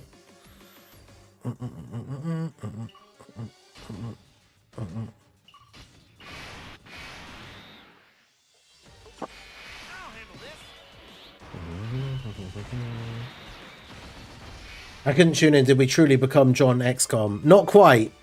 We are going to have a final XCOM stream part 2 because I didn't realize just how long the final mission was. Like, I didn't start it straight away at the beginning of the stream because I had a couple of things I wanted to do, like finish one of the upgrades. So, but I think we started the final mission probably about 15 minutes into the stream. I don't think it was much later than that. And then we basically got to the end of the 2 hours, and not only was I not finished with the last mission, but I could kind of tell from the point that we were at that it was going to take me at least probably another half an hour to actually finish the final mission. So I had to call it there. So we will be having a final XCOM stream at some point. Because we're at the point now where only the 3 avatars remain. Like, we've gotten to where the first avatar will actually appear and we have to kill it. But we have to kill 3. And I think like everyone on the team has basically already used all of their explosives. My specialist guy's already used like all of his heals. So it's going to be interesting to battle through that final part. I was pulling my hair out of the Majin Buu in Blue Zone there against Gohan, Trunks, and Goten. I thought it was 6 characters, you only need 4. Yeah, I meant to say that actually when Bringer was saying about it on the stream yesterday, and I tried to put together like a Buu Saga team, like a full Buu Saga team. I didn't realize it was you only have to have 4 characters. I was trying to build like a full Buu Saga team, and then it's like, yeah, you only have to have 4 characters, which makes it way easier. Not like easy, obviously, but like makes it way easier that you only need 4 characters. I was thinking that you needed all 6. But surely you just use like... Well, I say that actually. I was going to say surely you just use double blue Goku. But obviously you can't dodge Gohan until you get to the active skill turn.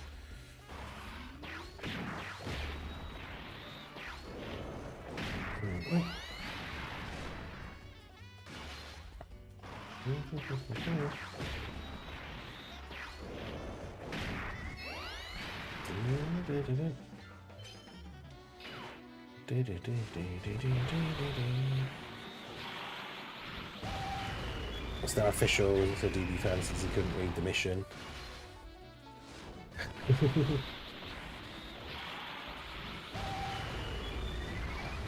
Wait, who's the...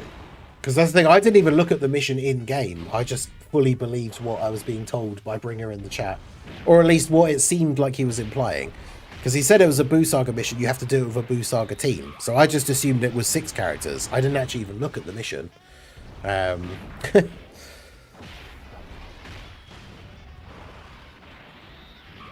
me about 30 minutes till I clocked on, put blues in slot 2, int Gohan and Super Saiyan 4 Gogeta slot 1s, it was a one-shot.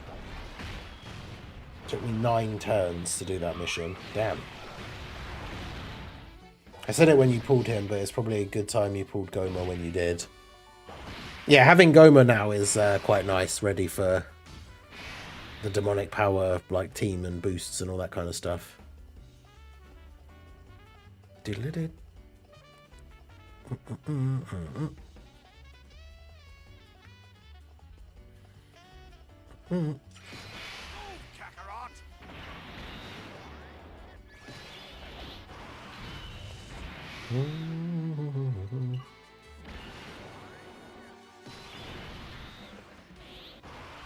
Oh wait, I forgot what event we were doing for a second then. I was like, oh yeah, it's Android 13. This is the final phase of like the Android 13 fight. Except we're not doing the Android 13 fight. We're doing the we're doing the movie boss like boss rush. Oh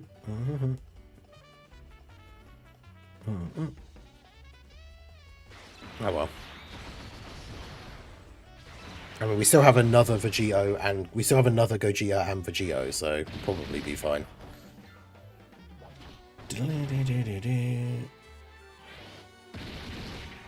Double AGL Gogeta for the Ghost Usher. Yeah, that's probably a smart way of doing it.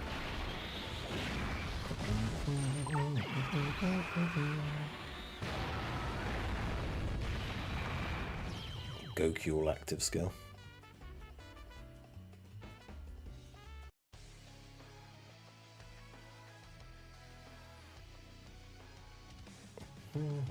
The last 20 red zones take 20 minutes each of how bulky and how much HP they have. Yeah, that's why I think when it's like, unless you have to use a specific team, you probably are best just rocking up with like your strongest, best team. Like,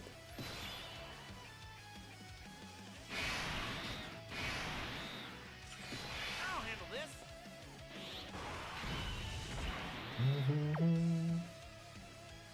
it's just easier to do that, isn't it?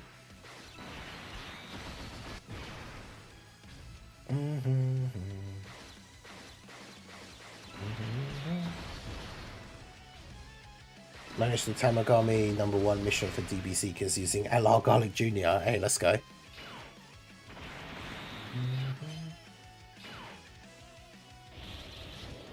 Majin Buu Saga mission 1 wasn't too difficult with Omega and the Dark Lord of the game. What in Fat Buu?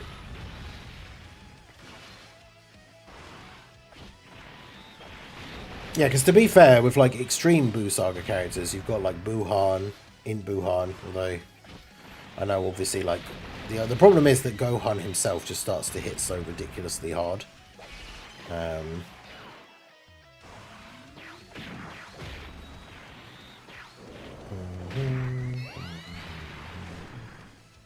Yeah, that's the thing. I don't know. This is what I talked about in that leader skill video that I made. I'm not sure if the new LRs will be on Dragon Ball Seekers, because the reason that they've turned back into adults is because the Dragon Balls have already been found and then used to turn them back into adults.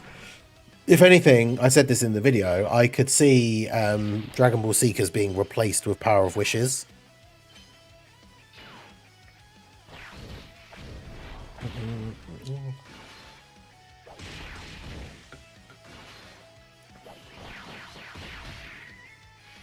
But obviously we'll have to see.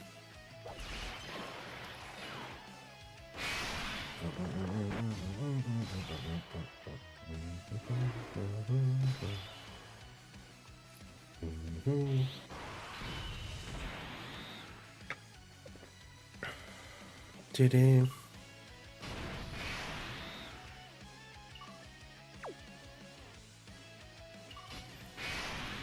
Do-do-do-do-do. I mean, Broly should be fine against one normal, right?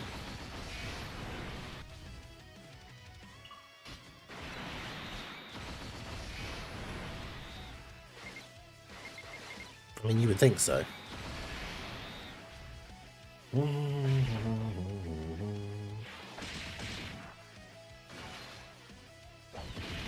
Oh, did he get sealed? I put him in slot 1 so that he could actually super and get some stacks, and he got sealed this turn, so... So much for that.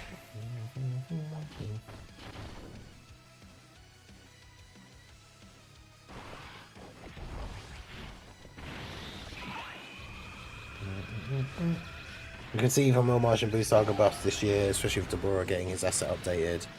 Be nice if that meant a new Toa. Yeah, new Dabura, new Toa, and then Heroes EZAs. Let's go.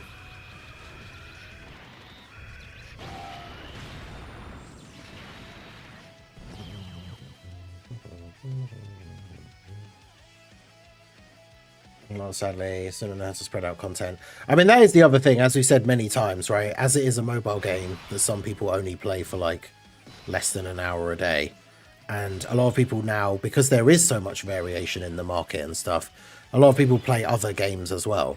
So it's like if Dokkan is dead for like one day, people are just going to play something else instead. I'm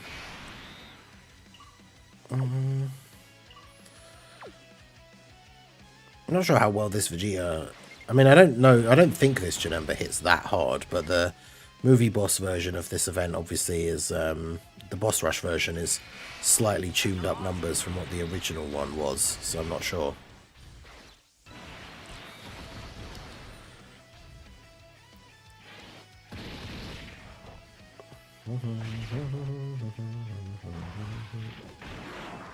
The DB event starts at 2:35 AM for me. 1:35. Wait. Which of... Oh, well, the Genki Damatsuri stream thing. Let me double check it. Let's go.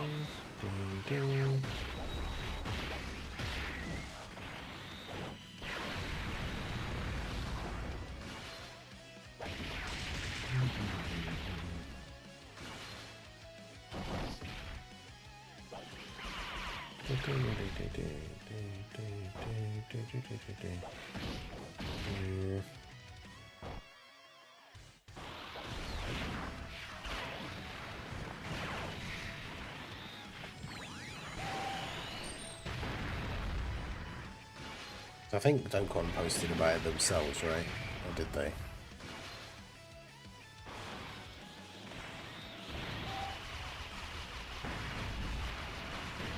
No, they didn't.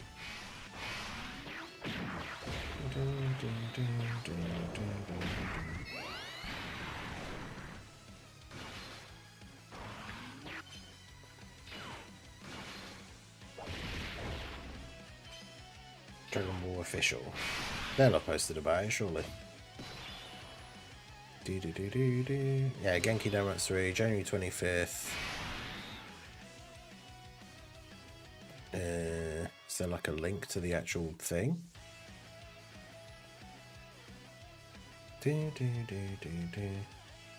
Universe 2 and Dokkan missed opportunity to bring a new Fu as a character. Yeah. Watch on YouTube, there we go. Live in 38 hours. Yeah, it starts at 12:45 AM.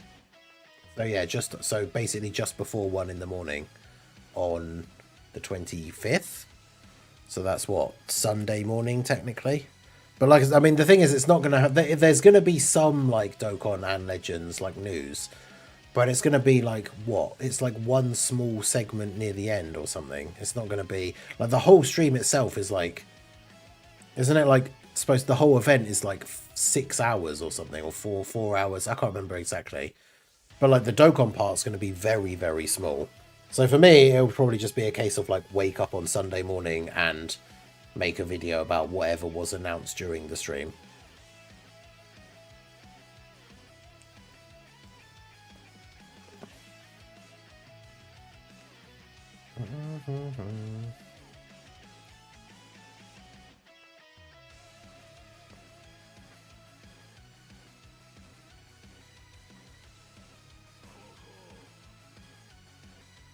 Hey, shout out to Pietro Vet for the follow over on the Twitch side. Appreciate you. How's it going? Yeah, the event is everything Dragon Ball, so it's going to have news about like the series and all sorts of stuff, right? So, yeah, it will have Dokkan stuff, but it's not like the main focus of the thing.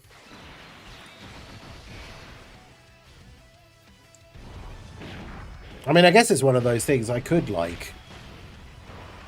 I don't know what my schedule is looking like for that, and also I would need to double check. Well, actually, no, it starts on Sunday. I mean, because it's like I technically could stream it, but I also, like I say, I have no idea how long it's supposed to be. Because what am I doing on Sunday? An early stream for Dokkan, which would just be messing around doing stuff in the game, because nothing new is actually out on Sunday, and then New Vegas in the afternoon. So if I stayed up to like stream the event from like, it basically starts at 1 o'clock in the morning. If it is like 4 hours long, then I'm obviously then probably not going to be wanting to stream at 3 o'clock in the afternoon if I'm then not going to bed until like 5 o'clock in the morning.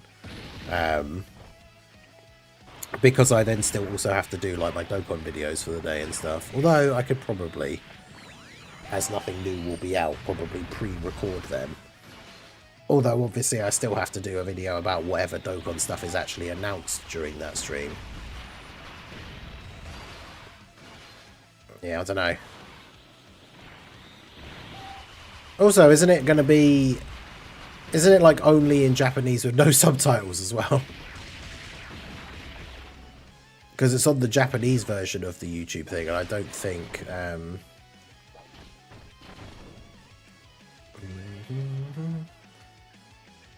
Because that'll be the other thing as well, is a lot of the stream, if that is exactly what it is, a lot of the stream is us just going to be sat watching... sat watching the thing, but having no idea, like, actually what they're saying or what's happening.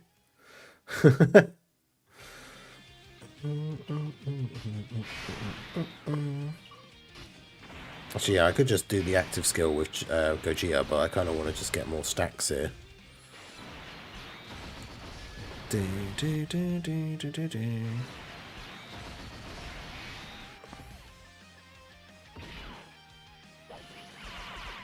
FOB burst mode. Wouldn't it get 1,000 stones? I mean, that would be insane. Even the bare minimum, because like the bare minimum burst mode attack boost is like 100%, or is it 50%? So that means instead of doing 24 million damage with the Super, Vegeta and Gogeta would be doing 36 million damage instead. Like...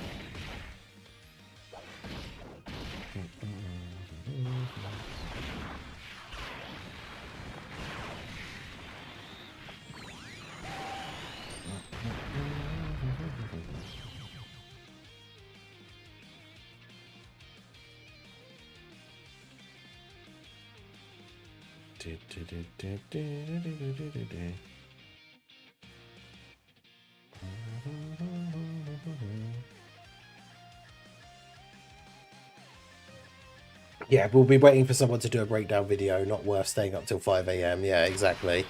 I feel like that is one of those streams. I mean, fair play to people who want to see it live and will get hyped, but even stuff like, if there's an announcement that the series is coming back or continuing or something, like, that kind of thing, I would just be perfectly happy to find out by waking up in the morning and seeing the announcement, like, broken down by somebody else. Or, like, just posted on Twitter that that is what's happening. Because it's not like I wouldn't be excited for the series to come back and to carry on, like the anime. But I wouldn't be like... It's not the kind of thing that I'd be so hyped I'm going to stay up until like 3 in the morning. Because I don't imagine it'll be the first thing they announce on the stream. The live stream on the 28th has a gift attached to it or no? Don't they give... They normally do give out stones when they do the special like anniversary stream type thing.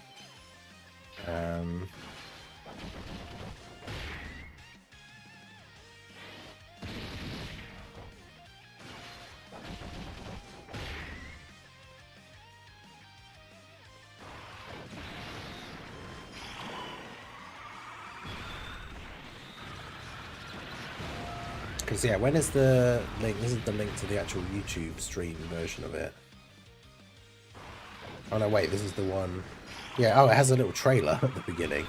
Yeah, live in 5 days, January 28th at 11 AM, which is the Wednesday. But then the anniversary will have started then, or starts on that day, but then the banners don't come out until, like, the next day.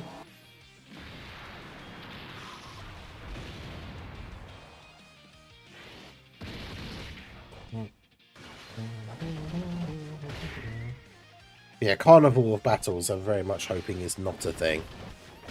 Festival's already bad enough.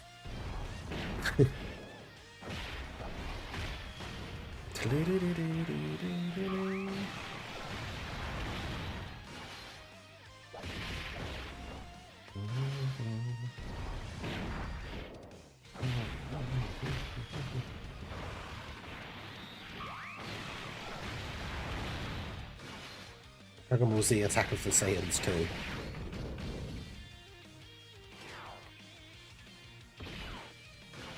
Yeah, how are you doing, Pietro Vet? You good? Excited for the anniversary? How, I think, did we ask, I think we did say earlier, but what's everybody's stones looking like ready for the anniversary banners? I'm quite happy that even after doing a couple of summons for Gohan and like the Gamma units for the New Year's, and doing that 100 stone multi for Goma, I do still have just over 1,000 stones. Because going into the anniversary with just over 1,000 stones is usually like the main goal of what you want to try to do, because then you should be able to hit the pity at least once, which means even if you get the worst possible luck with your summons, you're still guaranteed to get one of the anniversary characters at the very least. So Bringer has 2k, Kieran 400 odd. Is it Mick Alistair? I'm probably reading that wrong. 1,700. Requiem Impact 2,600. Nice.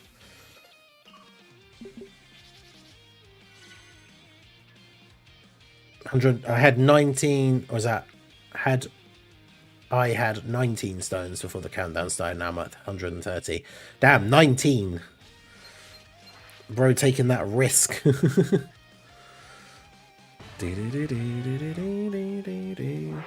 Yeah, I like the fact that a couple of them do have missions, because the missions are for 3 stones. So that all adds up to quite a decent amount, like, over time. I'm at 1,076, and we're not even anywhere close to finishing all of these stages. So I'm going to have over 1,100 by the time the banner comes out, or the banners come out, which is pretty good.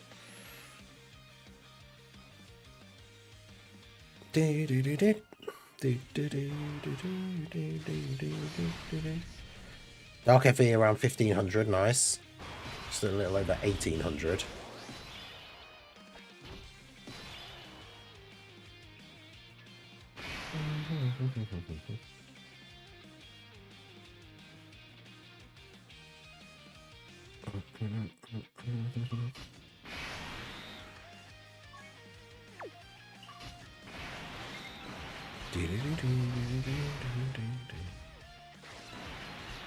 I really like this Carnival Goku EZA. I hope that he gets another big team with one of the anniversary leaders.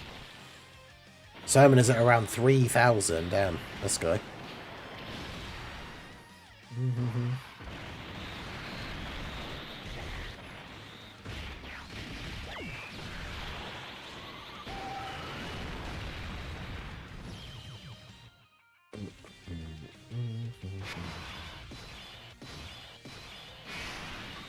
Yeah, characters aren't going to be able to get any sort of build up, because with these earlier stages of these easy red zones, everyone's just going to get one turned anyway.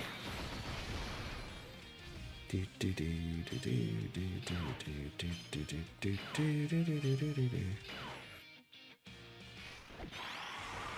yeah, 3,000 is very good. I mean, you basically got enough to get the pity with the stones the anniversary gives out. If you have a bunch of units you can trade in for coins as well as you're doing the multis, can potentially get to pity twice.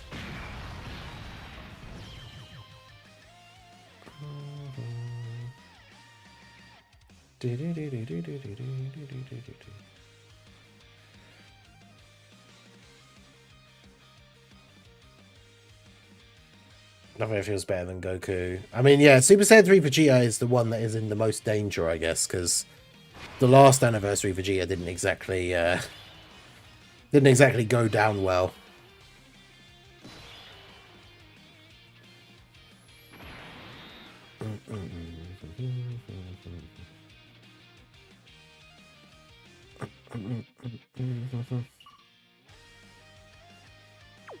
This guy got to get hit twice and then immediately just killed the enemy.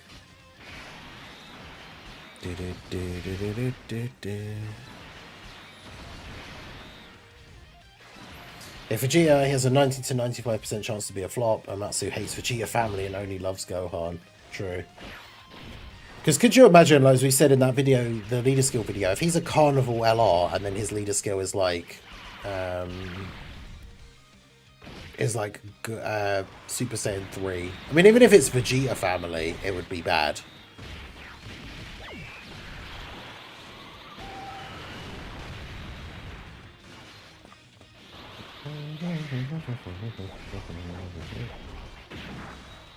we'll get another Prince of All Normals. I mean, I very much hope not, because as a Vegeta fan, long-suffering Vegeta fan in Dokkan, like, it's about time we get another actual really good one. Like, please, Dokkan. It surely can't be that hard to make a good Vegeta card.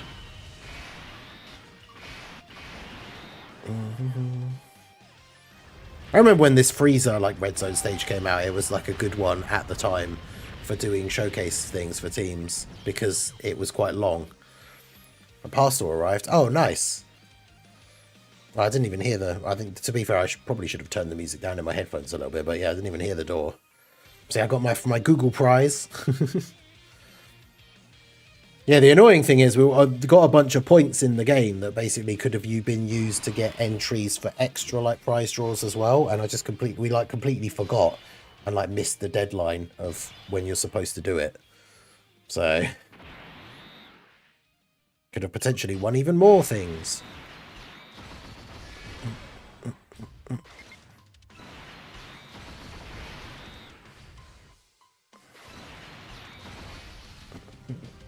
Can't make the same mistake making the Vegeta unit suck. I know, right? Like, not 2 years in a row, please.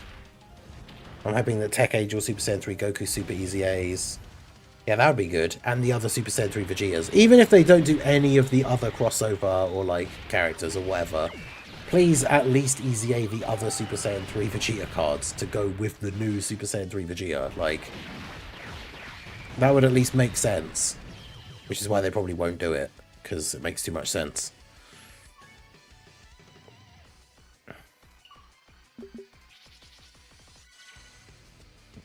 I won a thing. It's like one of those Google, like, smart hubs. So if you have, like, a smart house, I don't even know necessarily what that even is. But obviously I don't have, like, and I'm not really interested in, like, an Alexa and stuff like that. But if you have, like, all those kind of things and, like, smart lights and all that sort of stuff, you can have them all, like, linked up to this thing, basically. And, like... That's my understanding of it, anyway. But yeah, it's worth like a decent amount. Which, I mean, I'm not going to use it, so.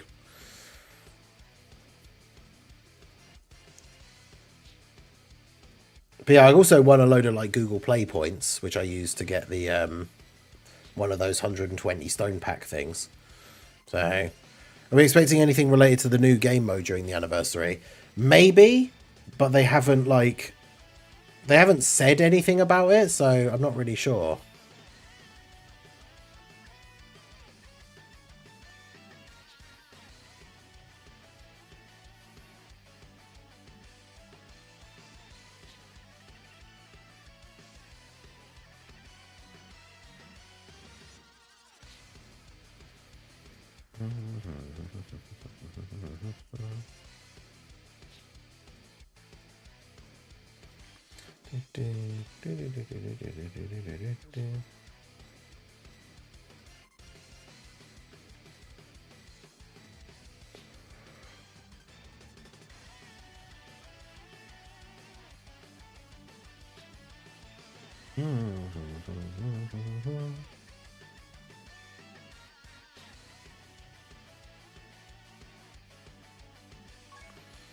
Oh yeah, reset your pattern.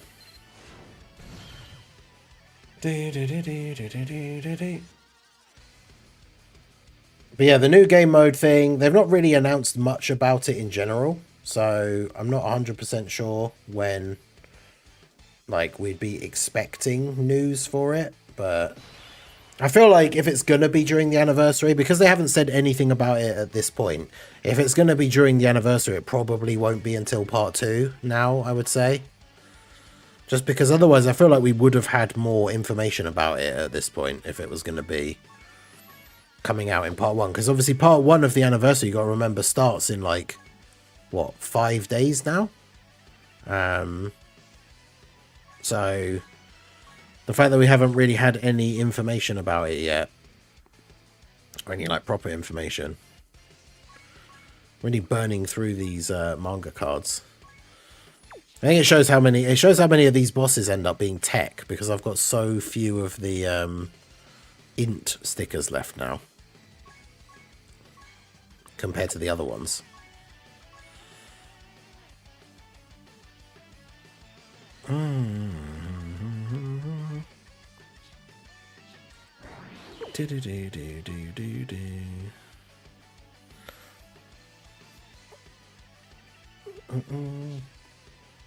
Would it be a fumble if he's broken but leads a terrible team? I mean, I would say no. It would be annoying, but it wouldn't be I wouldn't consider that a fumble, because as long as he's really good and is on a bunch of other teams, like his own team not being... It's like Easy A's.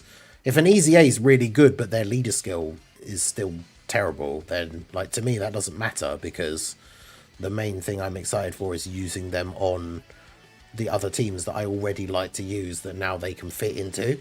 So it would be disappointing if they give him a bad leader skill, but if he's like a super good unit with a bad leader skill, I mean, at the end of the day, I'd be okay with that, I guess.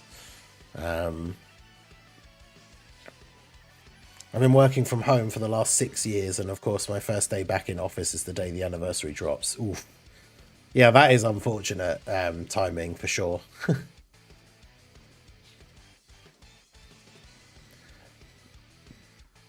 Carnival, well, that is also true as well, right? Is that Carnival units are supposed to be like the go-to like units.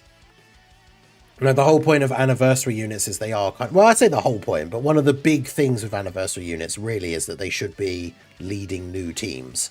So if one of the anniversary units has a terrible leader skill, then yeah, that is disappointing. So, but anyway, that's going to be it for the stream. I appreciate you guys coming out. We got through some of the red zone stages at least. I very much enjoyed the stream though. Lots of chatting about movies and anime and stuff like that. It was fun. I hope you guys enjoyed it as well. Make sure you like the stream. Subscribe to the channel if you have not already. Give a follow if you're over on the Twitch side. I will be live on the second channel, which I realise I, of course, did not put the link in the chat. So let's do that now quickly. I'll be live on the second channel tonight for some horror games. Haven't decided exactly what. I think I'll probably be doing single player ones tonight, but haven't 100% decided. So come and show up if you want to see the Friday Night Frights stream. Get some spooky horror games played. And then, yeah, Saturday, there's no podcast this week. So we'll be back to playing some Fallout tomorrow night. So yeah, that is going to be it for the stream. I appreciate you all coming out. Like, follow, subscribe, all that good stuff. And I will see you all again soon. Have a good one.